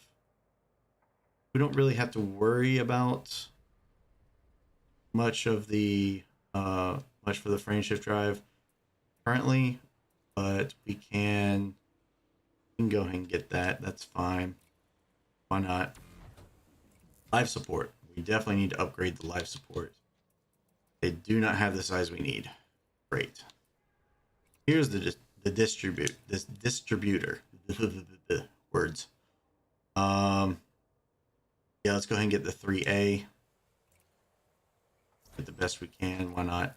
Sensors. They don't have the size we need. Great. That's another downside to these smaller ships, is these smaller ships have such specific sizes that you can and can't use. You definitely need a good shield generator. Once again, they do not have the size we need. That is not good. Like, we can't even get the next size down because our ship's mass exceeds the minimum requirements. Let's go ahead and just get rid of the cargo and get rid of the cargo for now. We'll probably need some cargo just for ammunition storage. We'll leave those there. Let's see. Just something else that we could use. Actually, wait a minute. Let's sell this. Do they have a size 4? They do. They do have a size 4. That is going to eat up a ton of our power, though. And that will exceed our power. So until we get that new power plant, let's go, you know what, let's go ahead and do the 4B. And we can afford it. Let's do some hull reinforcement. There we go. Do a cell bank. This is... you know what? No, let's hold off on the cell bank. We can wait on that one. Surface scanner, we don't need those. Fuel tank, we don't really have to worry about that. We will get a fuel scoop though. Fuel scoops are just nice.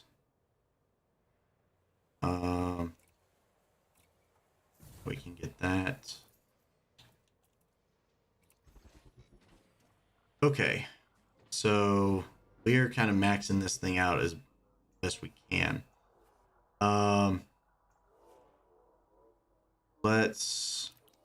There should be another station in this one. Wow. Never mind, I don't think there is. Yeah, this is the only station in this system. That's not good.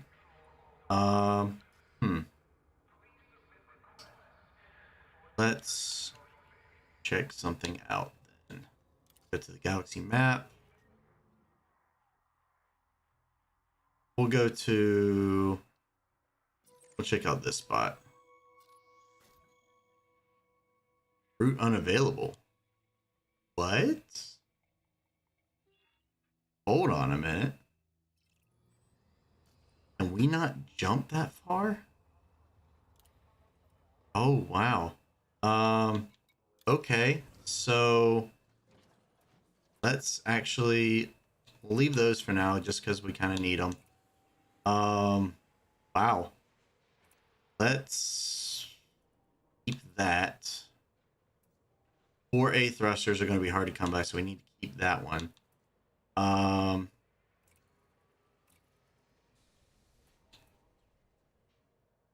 The size 4 frame shift drive does not. Hold on a minute. Size mass, thermal load, integrity.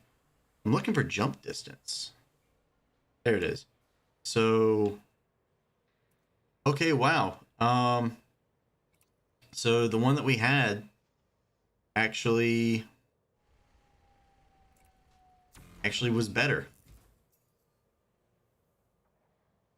as far as jump distance. That's surprising. Well, actually, no, it's not. Now that I think about it, because it was one size down. So actually, that does make sense. That checks out. Um, so with that in mind, can we make that jump now? Because I'm going to go to a main system over here at Ross 429. Let me jump that now. Wow. Still no. Okay. Let's find.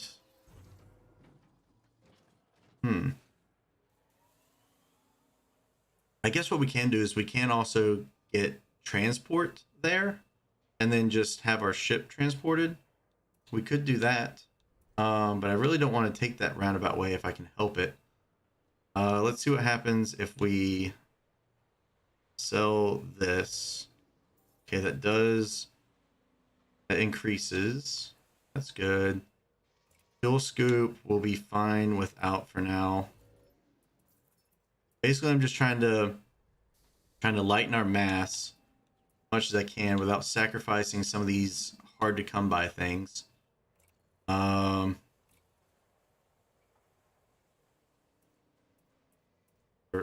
We can do that. That'll increase our jump distance. So will that. So actually, let's go to a 2A power plant. That increases our jump distance some more. Yeah, and nothing else in here will increase our jump distance. It's fine.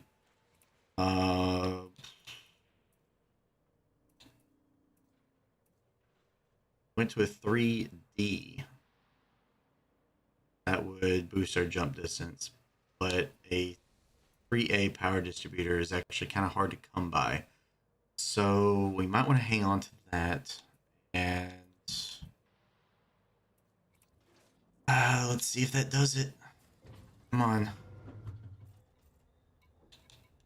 Please tell me that does it. Make a route. No. Wow.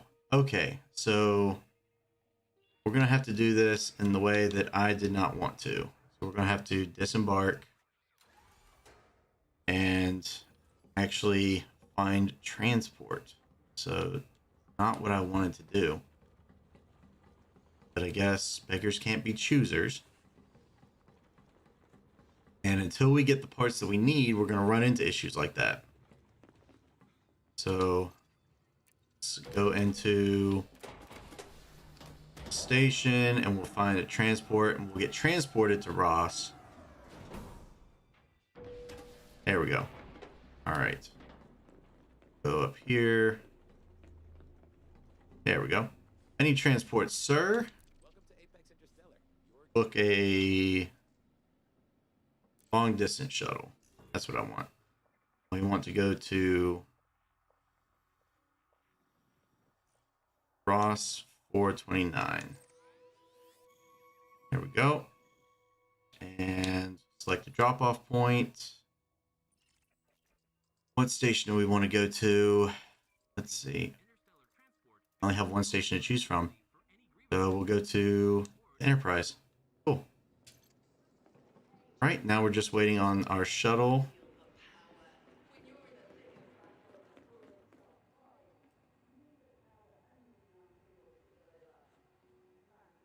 Yep, shuttle is preparing for departure.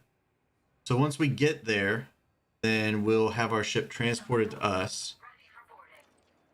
Yep, go to hangar. Cool. Then once it's transported to us, we should be able to get the parts that we need at the large system. And then we'll be able to do some actual bounty hunting. Where do we get on this ship? Oh, all the way up front. Of course. Board the ship. And now we are running as a passenger in this dude's ship. So, let's see. In the meantime, see what we can do.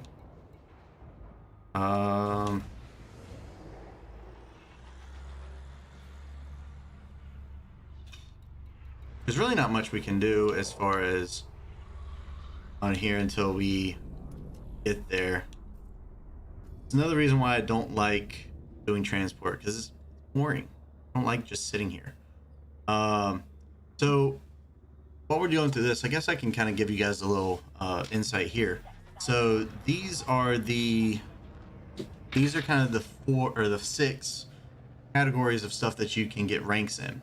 So you've got a combat rank, which I'm listed as harmless right now because I haven't really done much combat. The explorer rank, which I'm a surveyor in. I've done a bit, but not anything to not really anything to warrant anything special.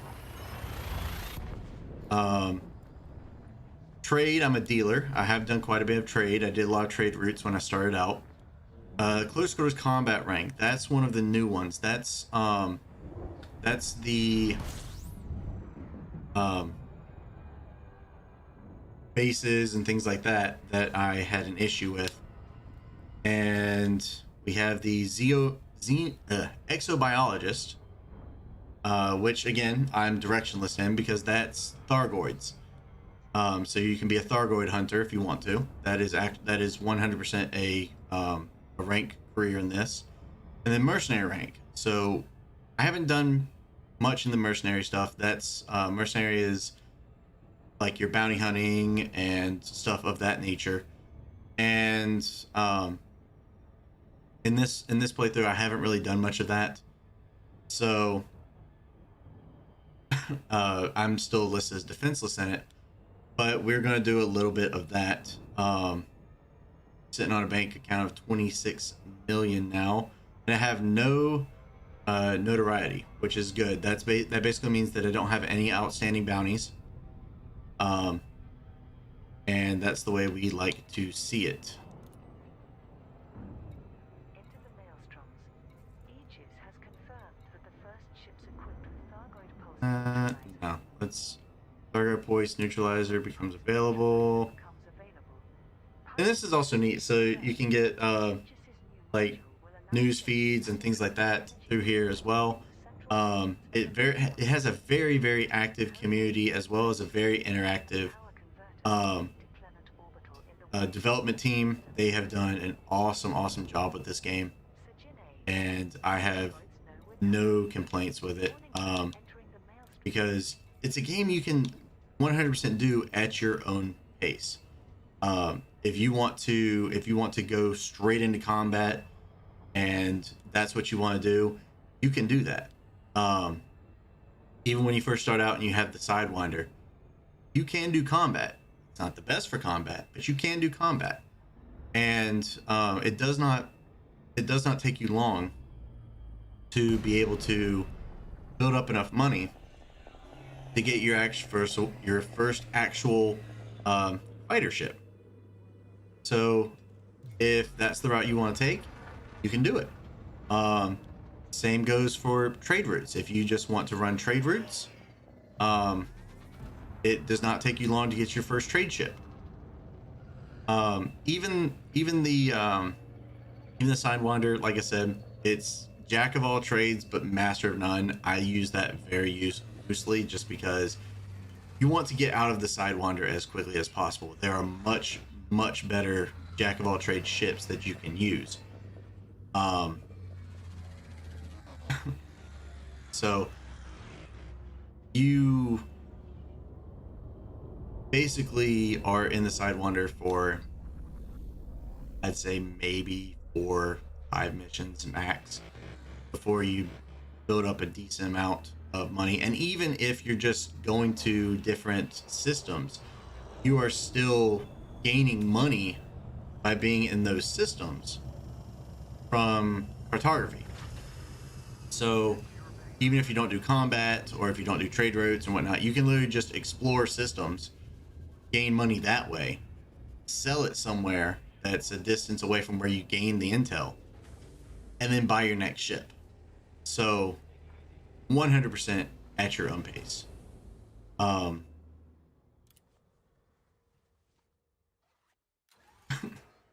we're back at the base. Cool. Let's get in here so we can go ahead and get our ship transported.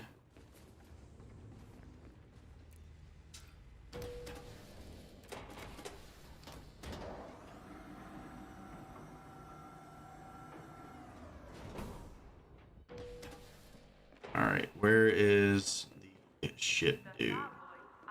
Right over here. Cool. All right, my dude. I'm interested in your services. My ship, transfer to this location, 4,700 credits. I can handle that. Oh, wow, they have quite a few ships here. So this is the Sidewinder. This is the POS that you start out with. And as you can see, you can even sell that ship right out the gate. So when you get it, it is a loan piece. So that one you really can't trade in for, at least I believe so. But if you want a combat ship, right there, your first combat ship, the Eagle. It is specialized for combat. It has one of the best maneuverability in the game. It is fragile, so it's certainly a glass cannon, but it is the first combat ship that you can get. Same thing for trade routes and cargo and things like that. You can get either the hauler or the adder. Either one of them is decent. There are some that have benefits over the other. So like the hauler has a better train drive range than the adder. My personal opinion would actually be to, if you're going trade route, go hauler at first. You can get the adder because it does have multi crew, so that is one big benefit to the adder. So you can hire somebody right out the gate and do that if you want to. But I would say, as far as the next all-rounder ship that you'd want to work your way up to, I would say the Cobra Mark III. Again, not the best ship, but it's a decent all-rounder. And that price point actually is not terrible, especially for this game. If you're going more for trade and cargo, Type 6 transport isn't bad. The keelback offers, between the two, I personally would like to go Type 6 over the keelback, but the keelback does have its benefits. So it does have fighter ship capability, which means that you can hire a fighter pilot to basically defend you in combat. So they would get in the fighter ship, deploy from your ship, and then go and fight them and serve as a second ship on your side. They also have, so that's why they also have multi-crew capability. The ASP Scout is the one that we just traded in. And its big brother is the ASP Explorer. Actually, no, I take that back. I think I had the Explorer. I think that's what we traded in. I think we traded in the Explorer. Vulture also is not terrible. It's definitely it's a decent small size ship. But the Vulture would be probably a next step up for combat if you were looking at something that was a little beefier as far as like hull integrity. But its maneuverability isn't the best for a fighter ship. As you can see under the movement section, there's a little blue bar. It's got a 5 out of 10. Whereas if you go all the way back to the Imperial Eagle has an 8 out of 10. That would be a good upgrade. It's a good step up from the Eagle as your first one. So you go from the Eagle to the Imperial Eagle, and then if you find yourself being destroyed too easily, you could move up to the keelback, just because it would be good to have some defense on your side. Or if you're wanting to remain solo, you could go to the Vulture for something a little beefier, but you are going to sacrifice some of that maneuverability speed, which in combat, maneuverability speed is key. Type 7 would be a really good trade ship, cargo ship, things like that. I don't really care for it just because I know for a transport ship you don't really need maneuverability per se, but this maneuver having literally the lowest standard of maneuverability in general, it's terrible. It's just downright terrible. Um, in my and that's again that's my personal opinion. Everybody has their own their tastes and preferences, but it is also a large ship, which means that you need a large landing pad, and that means that you can only do business. Excuse me. You can only do business at places that cater to large landing pads. There's a lot of places that don't. So it's definitely something that you need to weigh your options for. It is not multi-crew compatible, and that therefore it is also not fighter bay compatible. So you are literally on your own in a very unmaneuverable ship. Now you've got quite a bit of hull integrity and whatnot, and you can slap a pretty nasty shield on it, but you're not going to get away from anybody. And unless you've got somebody flying with you in a wing, then you essentially become a perfect target for pirates. It's just the way it is. Um, so our Viper is about a minute and a half out. That's fine. Let's see, what else do they have here? That's the Mark III. Um, Viper Mark III. It's got better maneuverability and top speed, but it does lack on the armor. You're basically cutting your armor in half, and there's not that big of a drop in movement speed, and you're looking at one tick of maneuverability. So as far as combat goes, an all around good combat ship, in my opinion, the Viper Mark IV. It's one of my favorites. It's a really good assault ship. You can get in, get some decent hits in, get out, and you're still beefy enough to where you can take a couple hits if you need to, but maneuverable enough to where you can have some decent control. Um, let's see. The Crusader and the Challenger, they can actually be some pretty nasty combat ships, especially if you have one decked out right and have some of their stuff engineered, which that's a whole nother aspect of this game that I won't dive too deep into. But the gist of it is there are places you can go to where there are skilled engineers within faction space that and that can basically over engineer parts to your ship, make them better, adjust the stats, all that stuff. Um, the crate ships, all around decent combat ships, wouldn't be my first choice, but they are they're pretty good. They've got a decent amount of armor on them.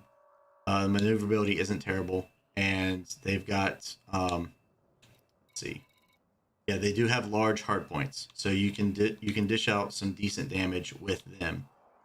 Um, Again, there's the Orca. That's your cruise liner. Fer-de-Lance. Fer-de-Lance is a really good combat ship. Maneuverability isn't necessarily there, but it's one of the I believe it's a medium class ship. If I'm not mistaken. Yes, it is a medium class ship that also has a huge hard point on, and that's one of the things that kind of makes it unique. Um, and I think that is the nope. I stand corrected. The Mamba is also a medium class ship that has a huge hard point. So the Fer-de-Lance and the Mamba, really good ships um, for combat, especially if you're looking for something that's I wouldn't necessarily say glass cannon, but something that's basically going to deal a massive hit and then get out to reset for the next one. Python is a decent all-around ship. Type 9, that is definitely Type 9 is definitely going to be your cargo mining stuff like that. Um, It doesn't have the hard points needed for decent defense. So it's, if you're going to run a Type 9, it's a smart idea to run with a wing, just because you want somebody who can watch your back. Now, it is multi-crew compatible, and it is fighter bay compatible, and it has 3 seats. So that means you can potentially have, I believe, three fighters. So you can roll solo with it. Is it ideal? Not really, but it is doable. So if that's what you want to do, go for it. More power to you. Again, the Type 10 fighter bay compatible, so I can have up to 3 fighters on me as well. But here's where it shines: the hard points. It's got 4 large hard points, 3 medium hard points, and 2 small. So that puts it at 9 hard points, which is awesome, especially if you have them set to turret, because at that point you literally become a fortress.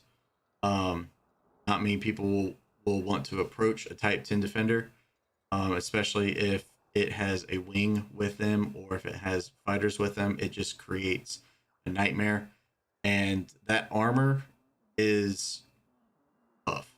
It's tough to get through. It's got over 1,000 armor, making it one of the most defended, if not the. Actually, I think it does have the highest based armor in the game. Yes, it does. It has the highest based armor, and then of course you can throw higher grade armors on there, and then I believe you can even engineer it on top of that.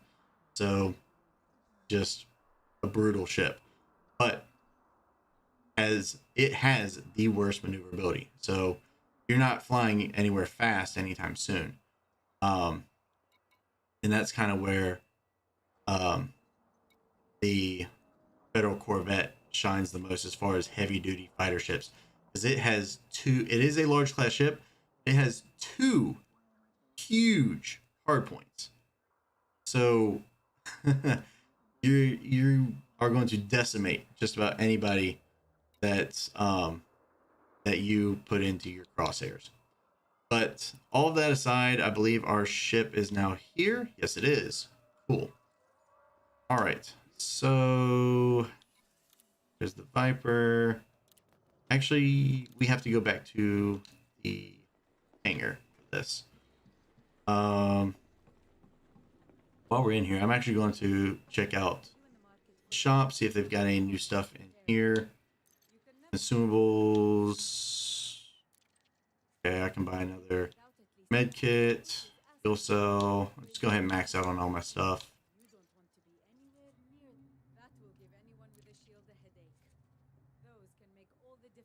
There we go. The game, actually, now that I think about it, I think, sorry about this, guys, if the game's been quiet. I just noticed just how quiet everything was. So let me adjust everything for you guys. I'm sorry.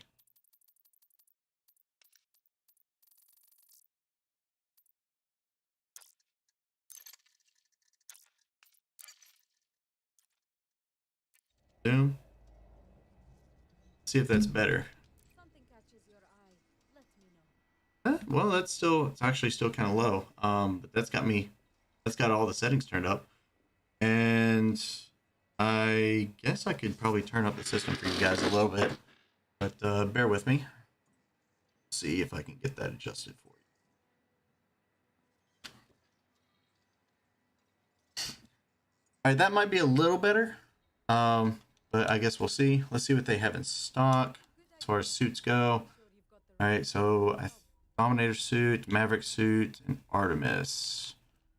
All of those are grade 1. Nothing tremendous. See, these are kinetic, thermal. Okay, yeah, the ones I have are plasma, which plasma is kind of best of both worlds. Kinetics work better on armor. Thermals work better on shields. Plasma kind of does good in both. It's not the best in both, but it's decent in both. So let's see. Yeah, there's my Maverick suit, my Dominator suit, plate, Artemis. Okay. Can I upgrade anything? I cannot. I do not have nearly enough. Cool. What about weapons? Can I upgrade my weapons any? No, and no. Okay, no worries. But yeah, these are both plasma, so they deal decent damage for both shields and armor. I would rather have those than I would rather have plasma than have to worry about flip flopping back and forth. Okay, so we can now head back. I'm not. You can pick up missions from people in here, and some of them are like black market stuff or things that are kind of, as you would say, under the table. But I don't really want to do any of those right now because I don't feel like incurring a bounty at the moment. I'm not saying that I won't do those eventually at some point, but we're not quite there yet. So now that we are back in our ship, check out the services and let's see what we can get. Outfitting. Go ahead and check out the hard points. So we do have more to choose from. Plasma accelerators are probably one of the most deadliest weapons in this game, aside from explosives. But the issue I have with them is that they are only fixed, meaning that you physically have to line up all of your shots. And if you can do it, you will deal a ton of damage. Don't get me wrong. But realistically, in a combat fight, you are going to be moving as much as you possibly can. Just because you want to make sure that you are not going to be a sitting duck for anybody. But we're going to get these multi-cannons, and we're going to go ahead and get the turreted multi-cannons just because they have a larger range of motion. Now let's see if they have better lasers. Those are currently have burst lasers. Beam lasers are fun. Pulse lasers is what we want. So let's get the turreted pulse lasers.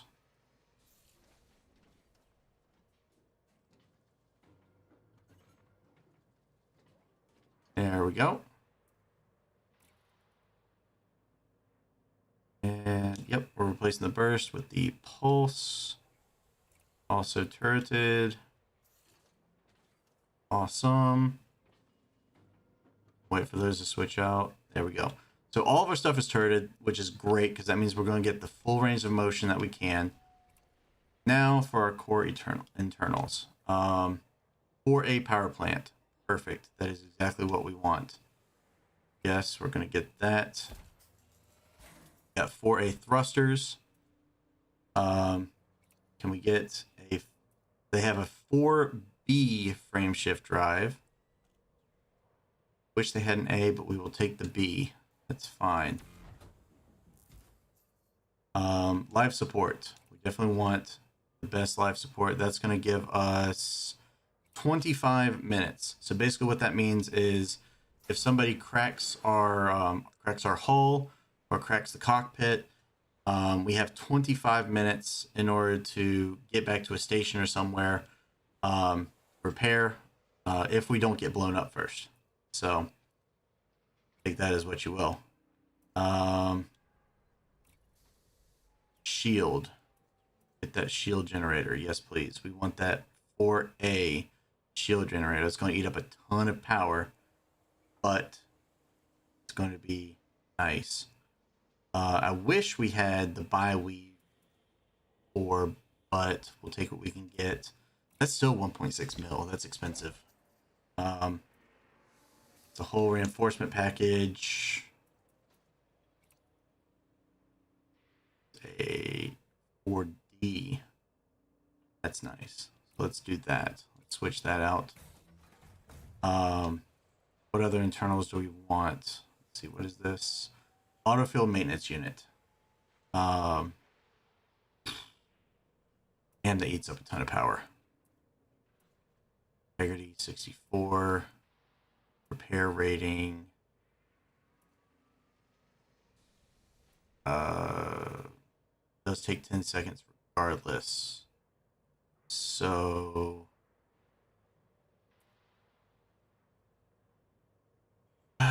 it eats up a ton of power. That's their biggest issue is power. So let's come back to that one. One thing we definitely need is a... Hold on, I think that's going to be in modules. Crap.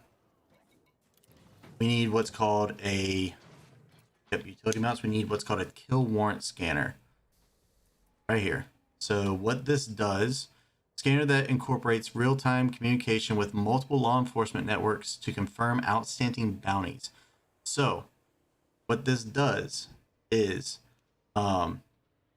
we can scan whoever we need to with this, and if they have an outstanding bounty on them, then why is that such a huge jump?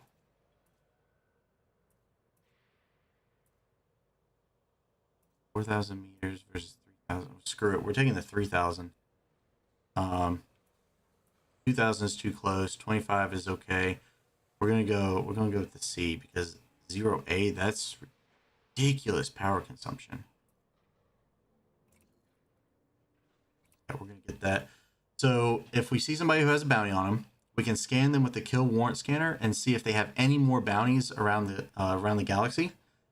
And if they do, then when we turn in the bounty, we actually get a higher pay. Let's see. What do we want to do? Let's do the shield booster. And we will go... We don't need anything too crazy. We can do the...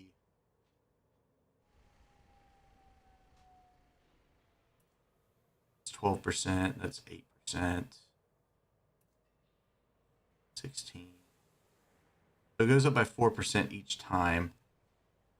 Let's go with the D. Just for now. Don't need anything too crazy right now until we get a feel for how this is gonna operate. We're looking good there. Optional internals. All right, now we can start looking at other stuff. So basically what we want to keep in mind is that the two bars at the bottom, one says retracted, one says deployed. That's talking about the hard points. So we want to make sure that our power does not go above the threshold for deployed. Because what that'll do is if we deploy our hard points and we're over that power threshold, then it'll actually automatically shut off other things, and it could be things that we don't want them to. So, let's see. Multi-limpet controllers. Capable of deploying decontamination, research, and repair. Is recommended when fitting ships for... so no, we're not going to worry about those. Passenger cabins we don't need. Let's see. We don't need any refineries. We can do a shield cell bank though. And we will get... So this is a device that regenerates the ship's active shields, delaying a shield collapse. So basically, as our shields are starting to get low, we can pop this thing and it'll basically boost our shields back up. It does take time to recharge though. So let's see, how long does it take to charge? Spin up time 5 seconds. Boot time is 25 seconds. Okay, so that's a huge thermal load on it too. Let's see.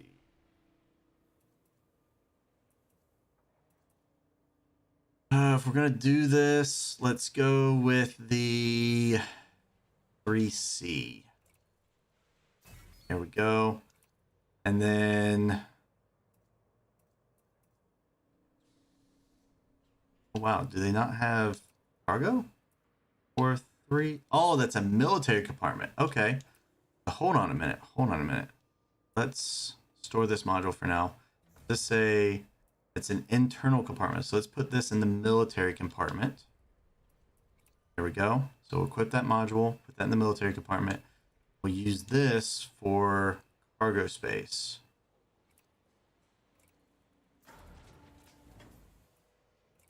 Oh, and I'm just throwing some cargo space on there right now, just so we can. Hold on a minute. Let's see. You know what? Let's get some collector limpets. Why not? So just in case we do pop a bounty that turns out that they have cargo in them as well, then we can also have some cargo with us to sell on top of that. So let's advance maintenance. Everything's looking good. Restock limpets. That's what we want. Purchase limpets. We can hold 14. So we really can't hold much. So let's do this. Let's have 5 limpets. So that way we don't eat up all of our fuel or all of our cargo space. And cool. Good there. Now let's set up our fire groups. So we want our pulse lasers to be on. No, let's have them on our secondary fire, and we'll have our multi-cannons on our primary fire. And then we'll have our limpets set to another control group, along with our shield bank. And we want our kill warrant scanner as well. I think we are good. I think that's all we need for fire groups. Cool. So here's what we're going to do. We are going to go to, where is it at? System map.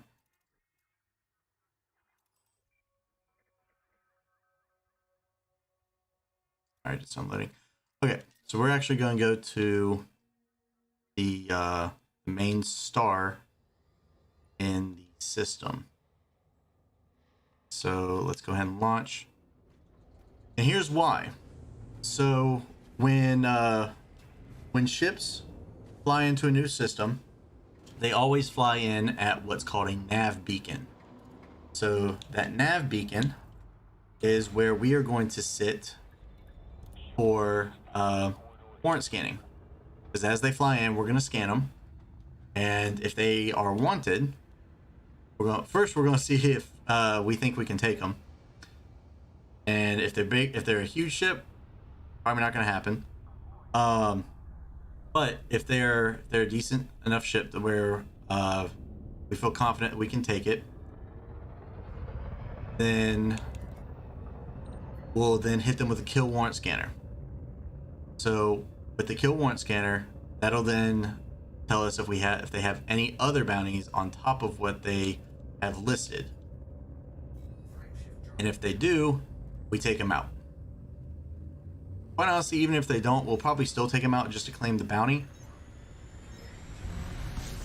But all right, let's see.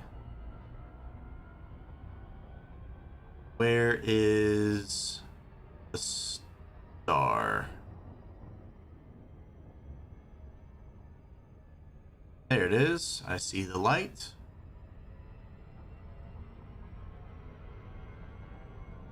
Perfect. And we're going to lock onto that nav beacon. Wow, that's a bit of a ways. But that's fine. Oh no, we're just not up to speed. That's all it is. Okay, so where's that nav beacon? There it is. Human threat 2. There's a level 2. Threat level 2 is 2 levels above your combat rank of harmless. It may be too challenging for you. I guess we'll find out, guys. I didn't even look to see what the insurance cost for my ship was. Let's do that. What is the insurance cost of my ship?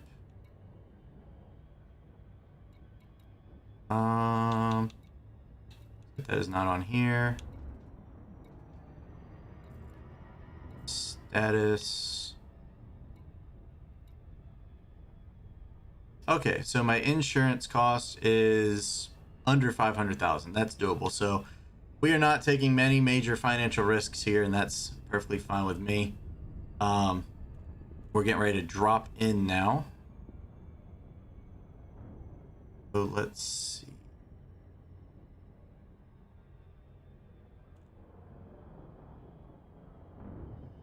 Come on. Drop me in. Drop me in. I want to fight people. I chose violence today.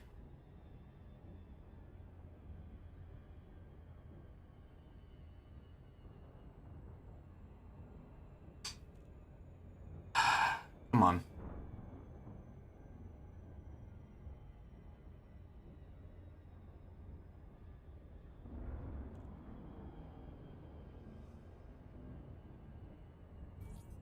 Finally. All right. Yeah, we got a couple ships in here already. Nice. Scan, that is a Type 9. We are not fighting that one. And is he in a wing? He is also in a team. That is not happening. How about this guy? Has a keelback. Harmless. He's clean. That's a Type 6. Looks like he's flying in a wing. He's wanted. Who's his buddy? What's he flying? He's flying a Sidewinder. Yeah, we might take that one. Let's see. We're gonna go for the keelback first. Right.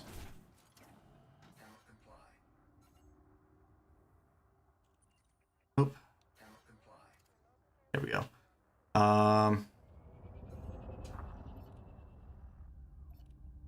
Kill warrant scanner. That's what we want. So we're gonna scan him real quick. He knows we're looking at him. Ah, dang it. Hold on. Flew past him. That's not good.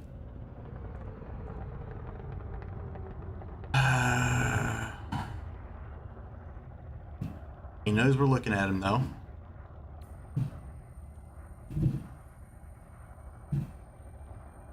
Let's see. Do you have any more bounties on you?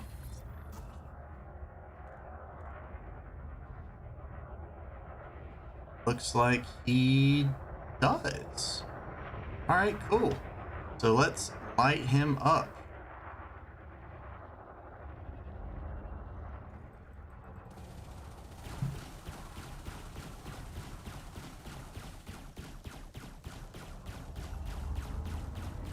So basically, as long as we keep our reticle in that range,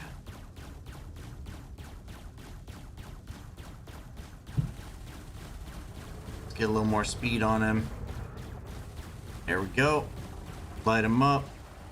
All right, so we already took out his shields. Great.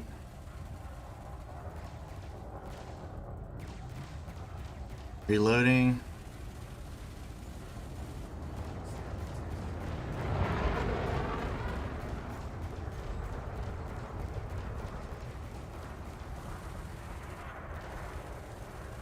Come on. Oh, his shields are coming back up. That's not good.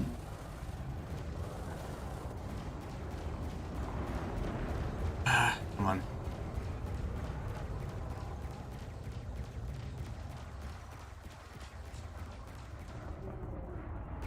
Yep, his shields are back online. That's not good.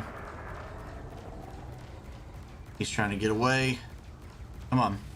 Come on. There we go. Light them up. Light them up. Ah.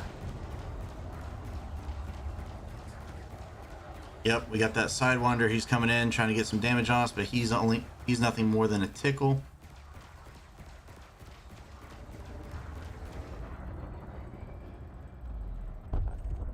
Hey! There we go, our first bounty. Alright, where's this Sidewinder at? Where are you at, little guy? I hear you. There you are.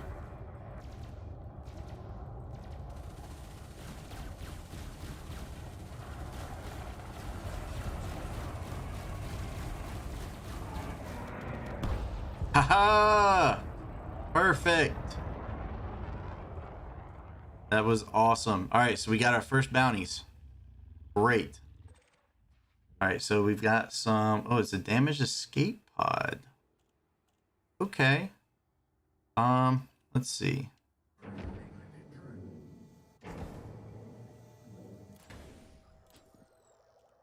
Let's open up our cargo scoop.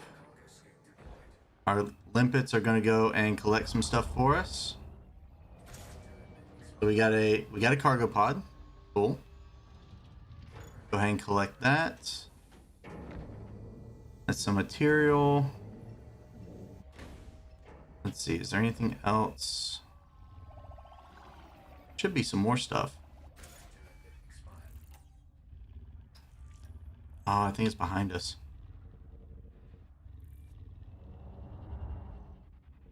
There we go. So what is that? Nope.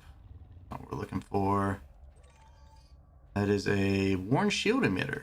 We can go ahead and collect that. What is that? Nope. That's energy from somebody warping out.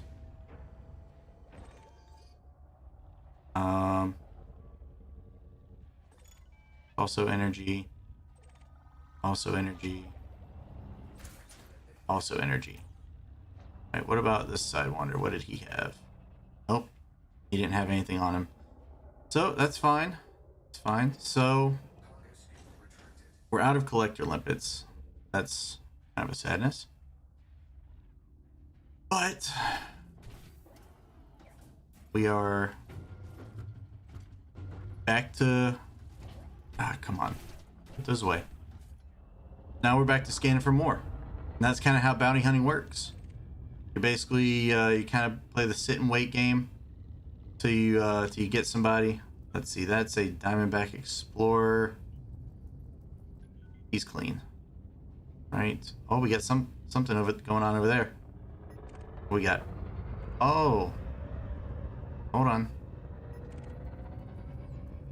Yeah, that's the Federal gunship. Who's firing on the gunship? Ooh. They took out... Hello. Oh, hello. We're gonna get in on this.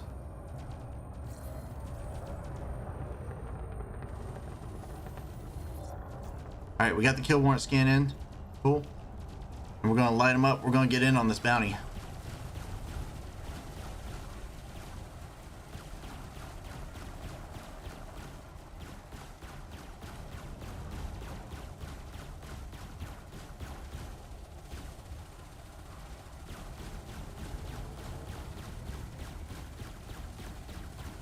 He is hurting. He's down to 14%.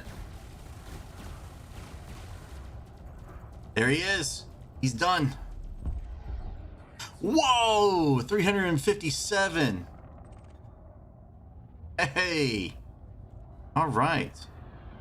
So let's get this piece of cargo. Actually looks like a pretty valuable piece. Got quite a bit, actually. So we just got to guide this in. Slowly. I'm at about 25 meters a second. He had a decent amount of cargo on him, actually. There we go. All right. Now, See what else he's got on him, or he had on him. What is that? Flawless focus crystal. Hello. Sure, I'll take that.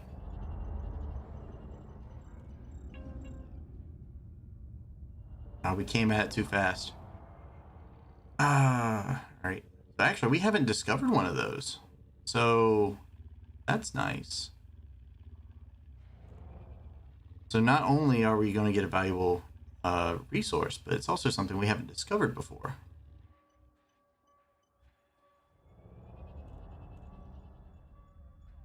Alright, we'll come at it nice and slow. Perfect. Alright. Next piece.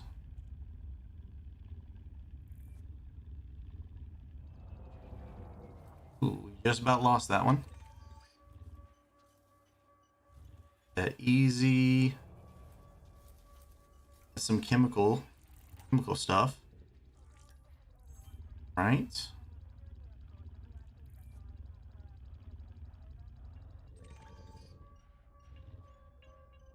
There's some alloy.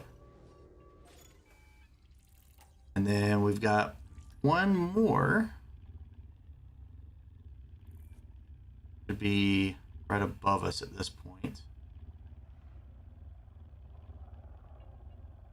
There it is.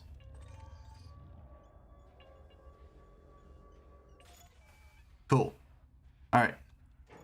So our cargo scoop is now up. How much inventory space we got left? Oh wow, so we're actually doing decent on that. Where did those... Oh, those materials go into a separate thing. That's nice. That is super nice. So we no longer have to worry about that. All of that kind of gets stored in another compartment. Lovely. I am very, very happy to see that. Explosive ammunition? Oh, I don't have the module for that. Okay. Neat. I didn't know that we can make new ammunition now. I'm learning new stuff too, guys. All right. Who is going to be our next bounty?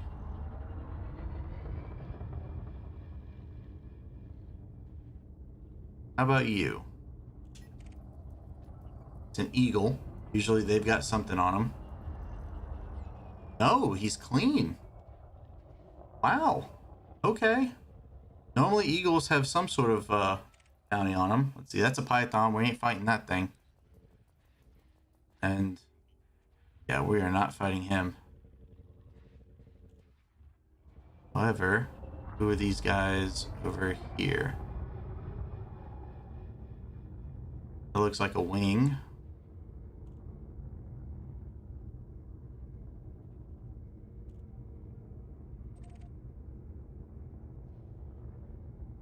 Wow, they're blasting ahead of me. Why can I not scan them? There we go. There's one. That's a Viper Mark II or Mark III. He's clean. And he's in a wing. So I'd be willing to bet that the people who are in a wing with him are also clean. Usually that's how it goes. Armless, clean. Novice. Clean. Yep. Alright, so they're all good.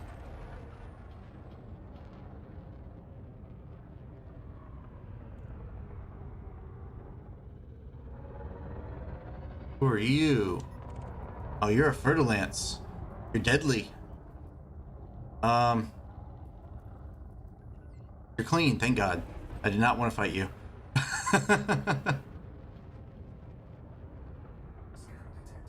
Who's scanning me?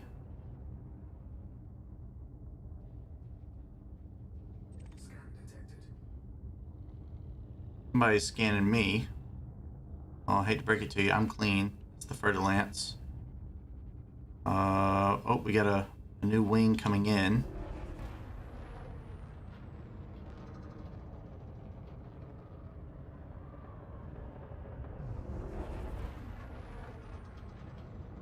Wow, they are fast.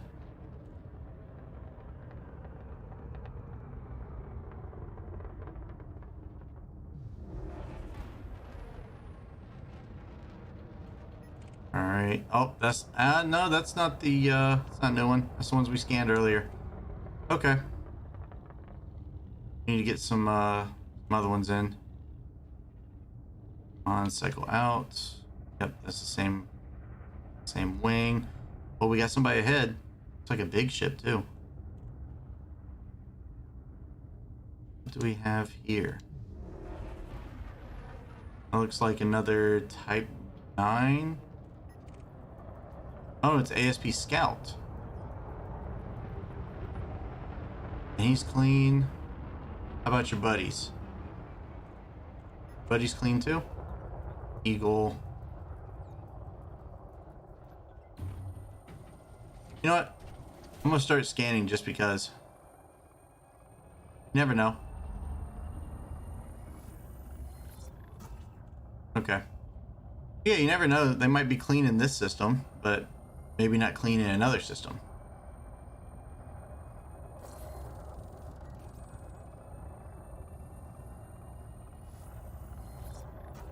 Still clean. Okay. Alright, I'll let you guys go. Who we got coming in over here?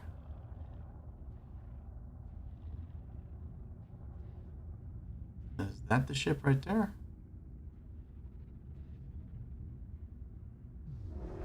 Hard to tell. Where are you at? I see the signal coming in. Where are you? Oh, wait, we can get rid of this nav beacon. Unlock from that now. I think that's him right there, but I can't tell. Kind of hanging out here on the outskirts.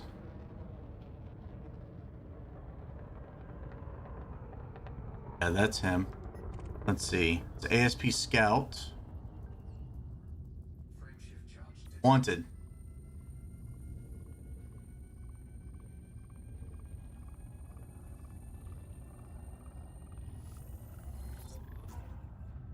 Cool. Light him up.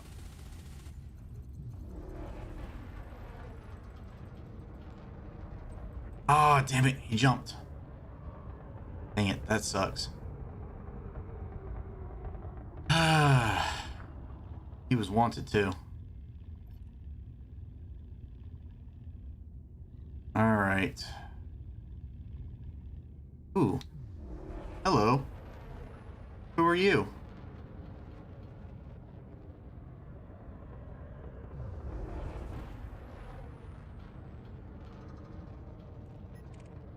Oh nope, that's the Fertilance. Not happening. You guys need to cycle out.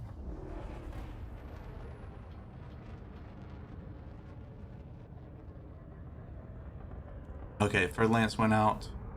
That's good.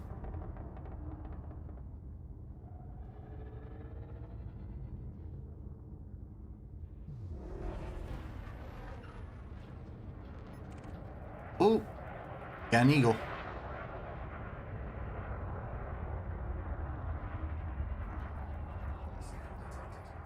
Mostly harmless. Wanted.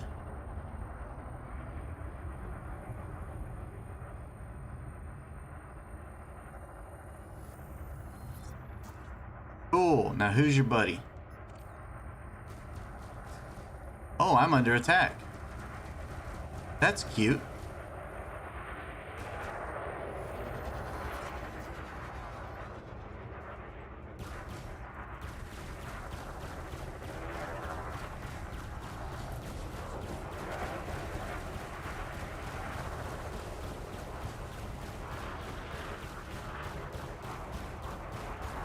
Come on. Eat through that hole.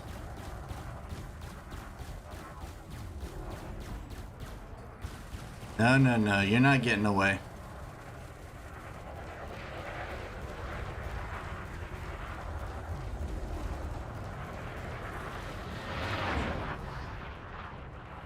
Loop around. There he is. Aha! So we got him. Where's your buddy?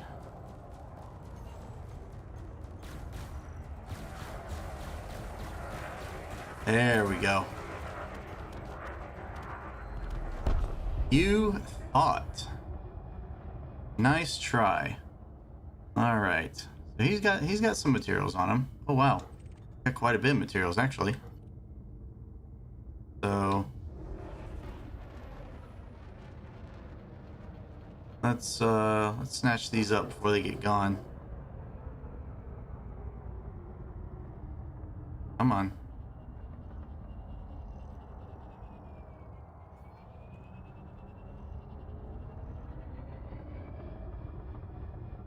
Oh wow, they must have gotten blasted. That's not good. There we go. Oh, I went past.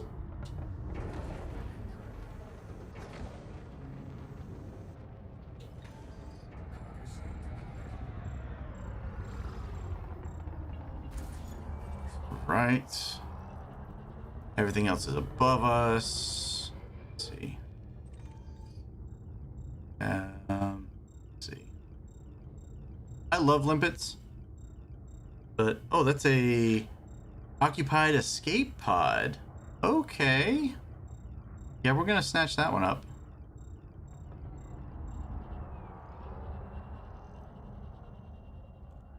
So we're gonna approach that at. Well, let's get a boost first. Oh, wait a minute. Did you, Holler, did you just pick him up?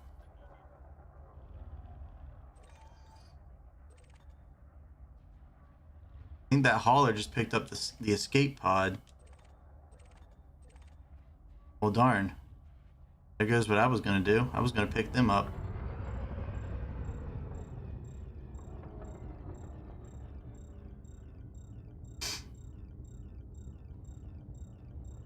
Let's see. Yeah.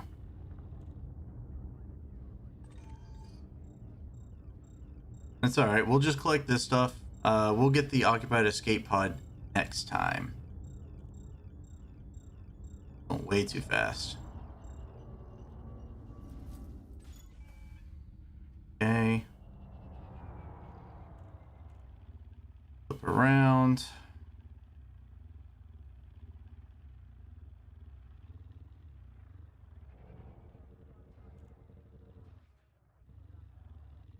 Where's the stuff at? Right there. There they are. Cool.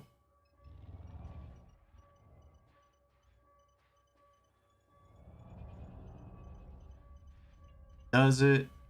Does it? Cool. Now this one is right here.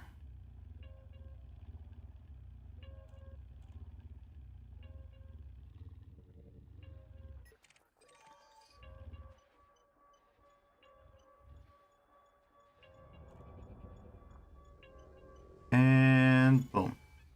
Alright, so yeah, we missed the escape pod. That's fine. Oh, this little guy's dangerous. He's clean. Alright, it's fine.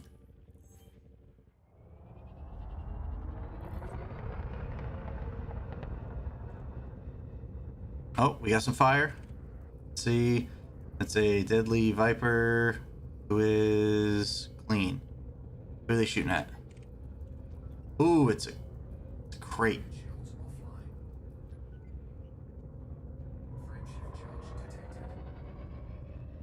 Oh, no, you don't. Dang it. I was hoping we could get in on that. Dang it. Alright, that's fine. Let's see if we can get the there's an escape pod for this guy.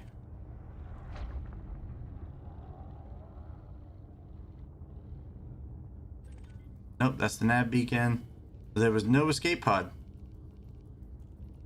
Fair enough. Alright, who we got over here? It's an eagle.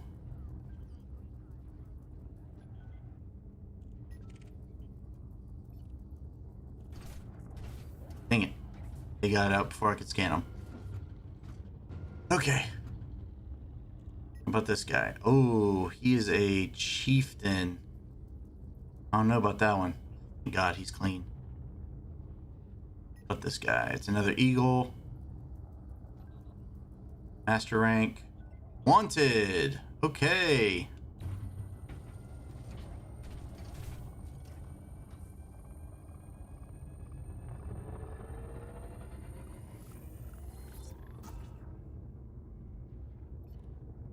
Perfect.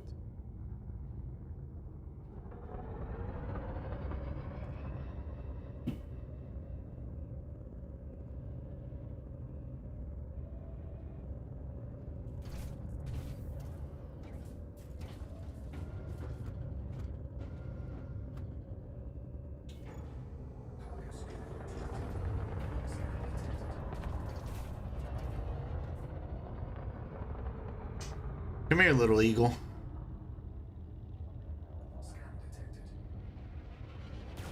There we go. Come here. Come back here.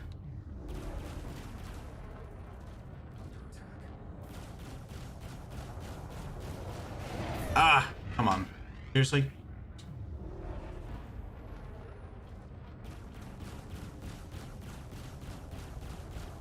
There we go.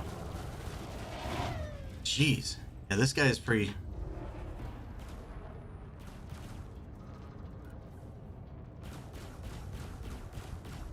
He's staying behind us, which is smart.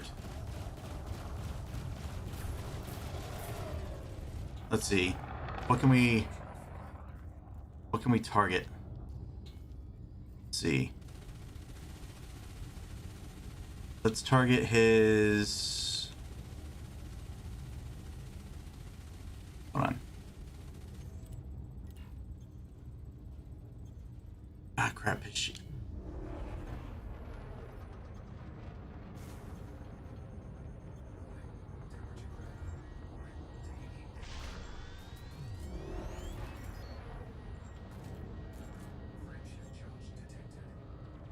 Oh, no, you don't. There we go. Wait, did we not get that? Oh, we didn't get the kill. Dang it. Oh, well, that sucks. We did not get the kill. Let's see. The Viper. My Viper got out. Alright.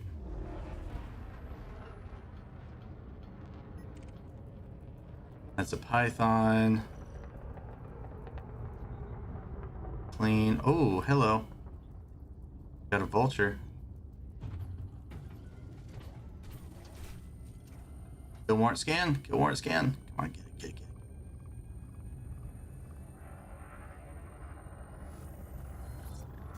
He is wanted. Great. Let's light him up.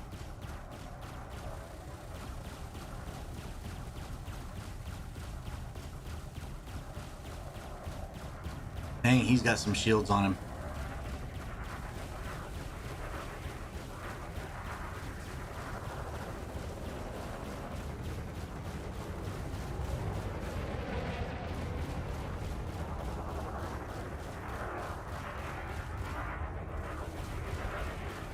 Whew, keep him in sights. Keep him in sights.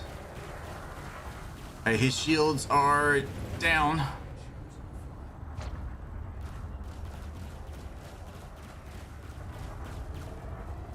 Ah, come on. Come around, come around, come around. Where are you?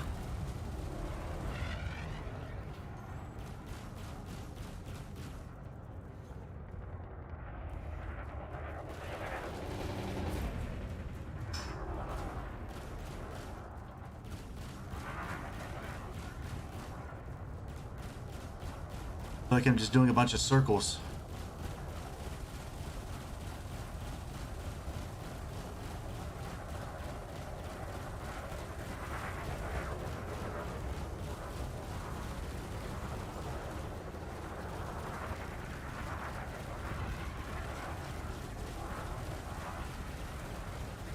He's almost dead. He's almost dead. He's on 16, 15. Come on. We got this. We got this. You're not getting away. Ah, oh, yes. This is a decent bounty. Who's attacking us?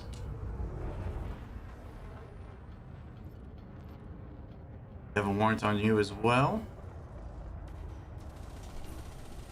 No, you are clean. Alright, so we need to get out of here.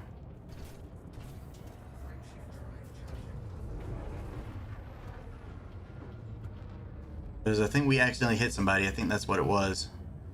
Oh yeah, Federal Security Service. That's who it was. We accidentally hit them. Oops. Okay, so let's see. Please tell me we don't have a bounty on us. No, we do not. Cool. But we have some bounties to turn in, so we can do that. Go ahead and turn in those bounties. Yeah, it's not a bad haul. Oh, wow. Yeah, really not bad. That's almost a $1 million bounty. Holy crap. So let's go to row purpose.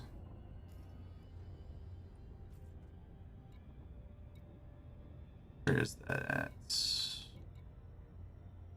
Actually, we should just be able to go to back to the Enterprise and turn them in there.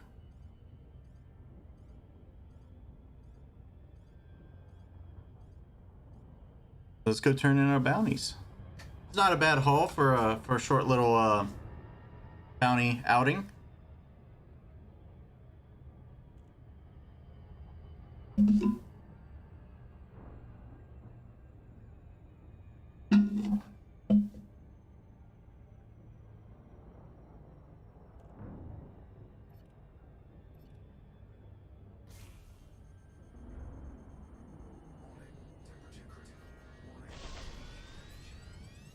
Yeah, and that's one thing you got to be careful with the shield cell banks is that they will overheat your system very quickly.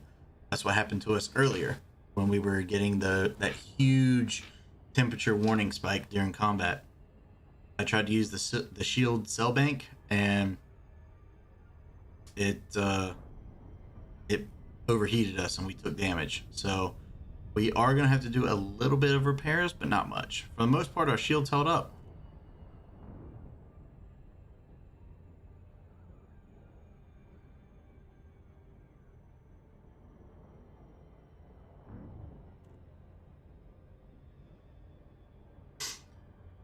Oh, so let's see. If I do my math right, we'll be looking at close to $1 million in bounty hunting. That is not bad. Go ahead and dock.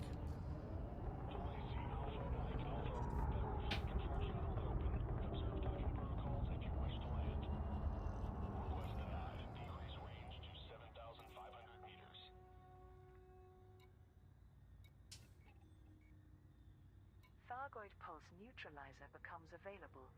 Pilots Federation alert. Let's see. Aegis's new module will There's no. penetrate the energy wave protecting the central regions of the maelstroms. Deliveries of I was hoping we could listen to some music. and power converters were made to Clement Orbital in the YZ SETI system. Oh well. These allowed This is what I was talking about here, Galnet News. So this is where the community does, or the developers do an amazing job keeping everybody up to date and on all the new stuff that's happening. And there's some Thargoids, by the way. The Thargoid pulse neutralizer will enable explorers to travel through the maelstrom's corrosive clouds and into their cores. And it just about every day there's another news post. So it literally turns it into a very live and interactive environment. And why are we not docking? I requested docking. Why were we not docking before? But it basically turns it into a very interactive and everyday thing. So it makes you feel like you're in a real thriving world. And usually I don't see this in anything outside of what you would consider like your standard MMO, and in a way, this kind of qualifies as an MMO, um, which you probably won't see me do many of those on the channel, but this is just one that's always kind of had a place in my heart. Play game I definitely like going back to all the time. Let's see, contacts, and we need to go to the yeah administrative. That's Intel, that's Codex, bounty vouchers. Here we go. Look at there. Redeem all bounties for 1 million. Look at that. Perfect. We have no fines. if you are wanted for something, you can hand yourself in. You kind of wipe the bounty, but then I think you have to. There's repercussions for it as well. So we also have a black market, so you can buy and sell stuff on black markets. I have no black boxes. That's another thing we can do. We can do let's see. What missions do we have?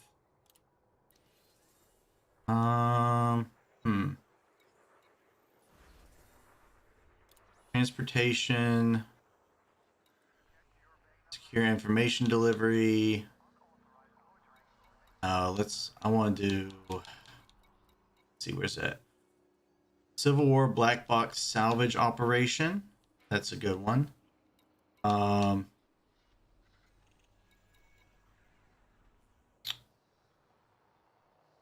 Supplies 750 units of landmines. So those missions are missions that are recommended for a team, simply because that is a large amount of units, and normally you're not going to find a ship that can carry that many. So you want to have several ships carrying the load all at once, so that way you don't have to make multiple trips. Because once you have to make multiple trips like that, and they're usually over a good distance, when you have to make multiple trips like that, it becomes not worth it. Just because of the time, and you could quite honestly make more money in that amount of time. See, like this one, that's 5.3 million credits, but you have to deliver 3,000 units of basic medicine. So smaller delivery missions like this, where deliver 20 units of domestic appliances for almost a million, so much more worth it. Now that one, that's quite a distance. So that one you're going several jumps. But you just you gotta play things by ear and kind of pick your missions carefully. So I do want to, let's see, what other operations do we have? Disable the mega ship turrets. I'm looking for, that's combat. Not necessarily looking for combat. I guess I am looking for deliver or transport, because I'm looking for. We'll do a black box delivery or a black box recovery. So let's do. We're just going to do this one for the influence, because why not? So let's do this one. Civil War black box salvage operation, because it's not even 3 light years away. We'll accept that. It is in LTT 3007. And is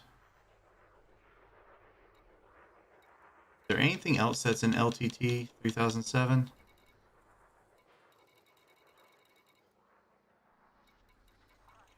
That's another thing you want to try to do, is if you can group deliveries and whatnot together, then it makes it so much more profitable and worth it. And And I don't think there's any more for that one. So we're just going to do the one mission. So we're going to do a black box recovery. Bodies market. I think we do have some stuff to sell. Let's see. No, we don't. I guess all of the stuff we found was materials, which is fine. Ship integrity, paintwork, cargo hatch, get all that repaired up. All of our internal modules that took some heat damage. So did our external modules. Going to restock on our ammunition. And we'll restock on some bits.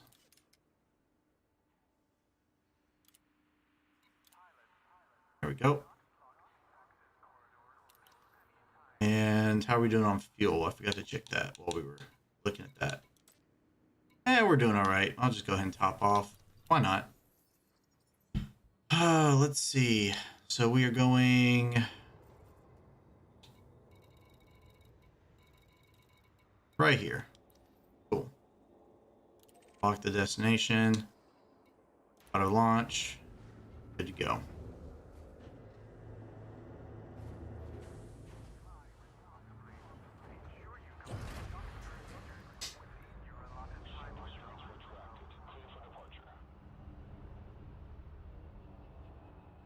Clear the mail slot.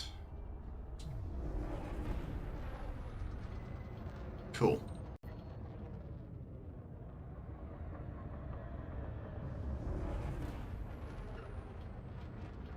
And there's our destination. Great. Now we just need mass lock to disengage. We'll be on our way for that black box recovery. So black box recovery is basically a ship was carrying some sort of valuable materials, information, etc., etc. They were destroyed or went down or something, and black box it's similar to the black box for like a plane. It's got like your recordings, stuff like that. Very valuable information for that aircraft. All right, so we're heading to the signal source.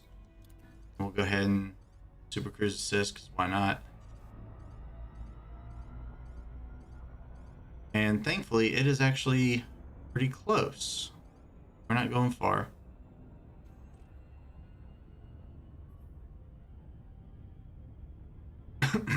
Now the thing is with these missions is sometimes you gotta be careful, because even the ones that say threat 0, you could potentially have pirates coming in or mercenaries and things like that who are trying to come in and basically set up a trap for a kill. So you've got to be careful on stuff like that as well.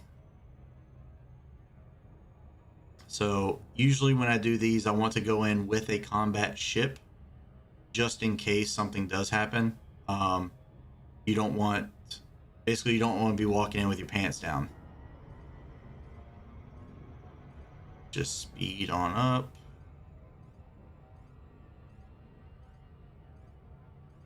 Now we're locking. Cool.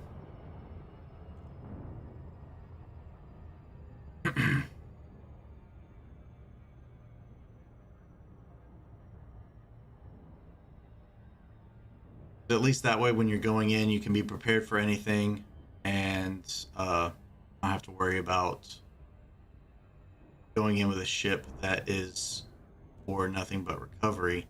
And instead, you're going in with a combat ship, so that way if somebody does try to jump you, you have a good chance of winning. Also, depending on your skill. Once it decides to drop me in, that is.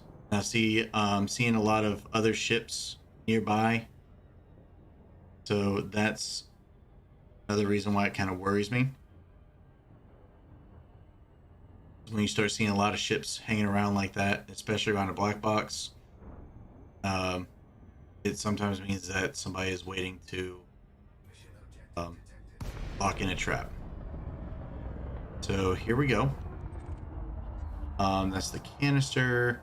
There we go. So let's go ahead and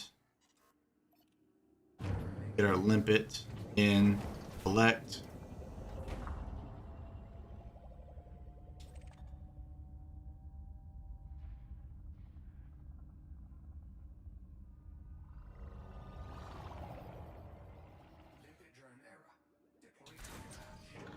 There we go.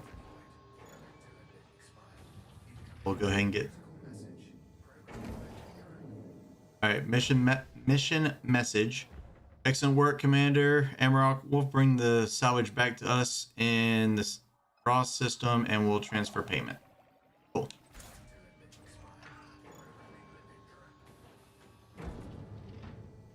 Right. And that's pesticide.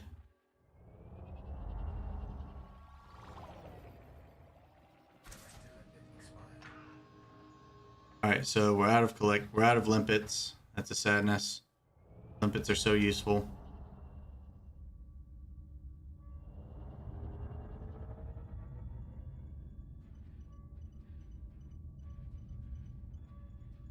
And this up. There we go. All right, so we got all the cargo. That's good. Put the cargo scoop up. And now we can head on back. Oop, wrong thing. There we go. Cool.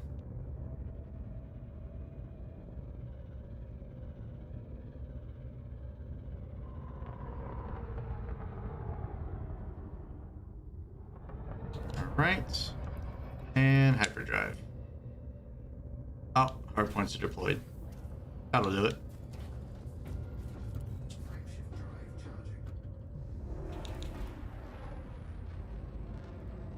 Okay. Oh, there's a black box mission. Pretty straightforward. As I said, you got to be careful because when you're doing black box missions, you can sometimes get ambushed. And sometimes it's not even just by one ship. Sometimes it's an entire wing. And then you're kind of screwed. Unless you're good. You're good at combat. And there you go. Let's head back to the Enterprise. Turn in our mission. Cool.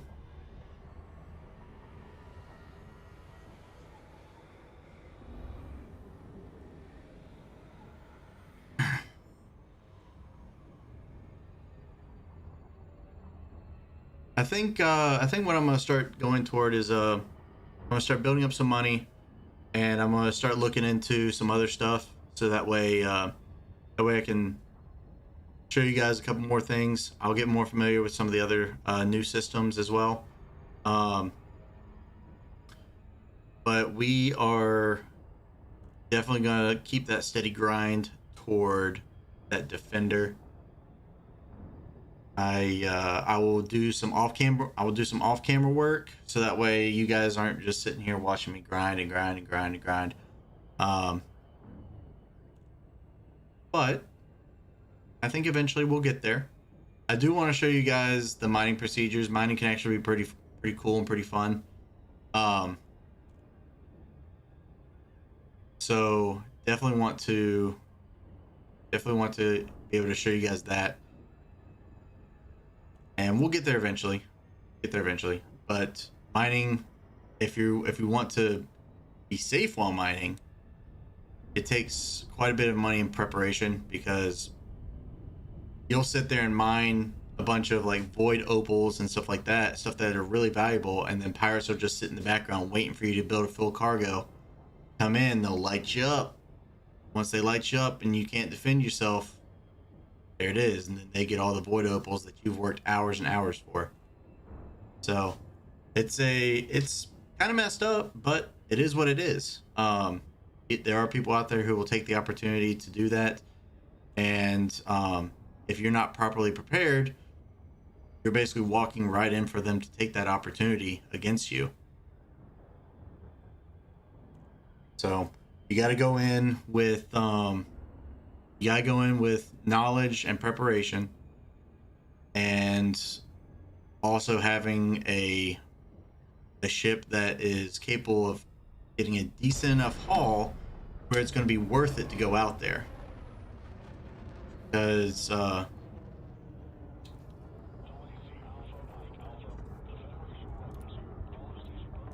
we go. Go ahead and park. Because if you take a, even if you take a medium-sized ship, if you don't have it kitted out right and you don't have enough cargo space for it to be profitable, or enough cargo space to get a decent haul, then it's not even worth it going out there and putting yourself at the risk. Because void opals, I think at their highest, they'll sell for like $500,000 each, which it's a lot. But if you can only bring back, I don't know, 5 or 6 of them at a time, then it's not worth it. So that's also why I want to turn the type 10 into basically a flying fortress for mining. So that way I can go in and just mine a ton of stuff, and nobody's really gonna mess with me. All right, so for this one, we could take the credits, but quite honestly, what we did it for is we did it for the reputation. So we only got 10,000 credits for it, but we got a huge boost in reputation and influence. So now we're on friendly terms with that faction, which means that we will typically get better rewards as well as better jobs. So that's another reason to do some of this. And some of these little donate ones, I'll usually try to do those just because it's not bad and you get a nice little reputation boost.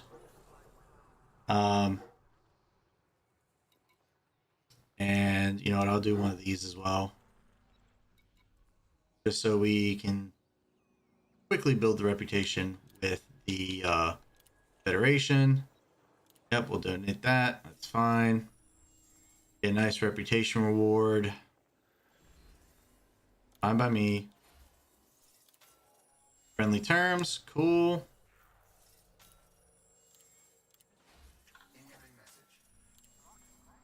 There we go. And good reputation boost. There.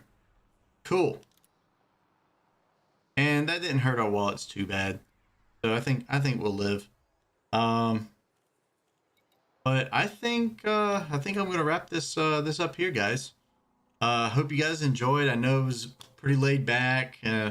Wasn't really much action going on. We did a couple bounties, whatnot, but I was mainly just trying to get you guys familiar with the game and whatnot, because I think I'm going to do some more live streams with this, especially on days where I just feel like I want to lay back, chill, and talk with you guys. It's definitely a good game for me to do that for.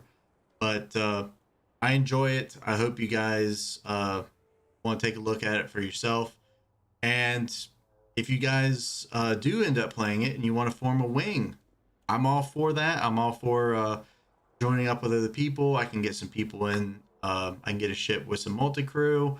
We can get some fighters going, get a wing going. We'll have a whole shebang going on. But until then, I'll see you guys in the next one. Take it easy, guys.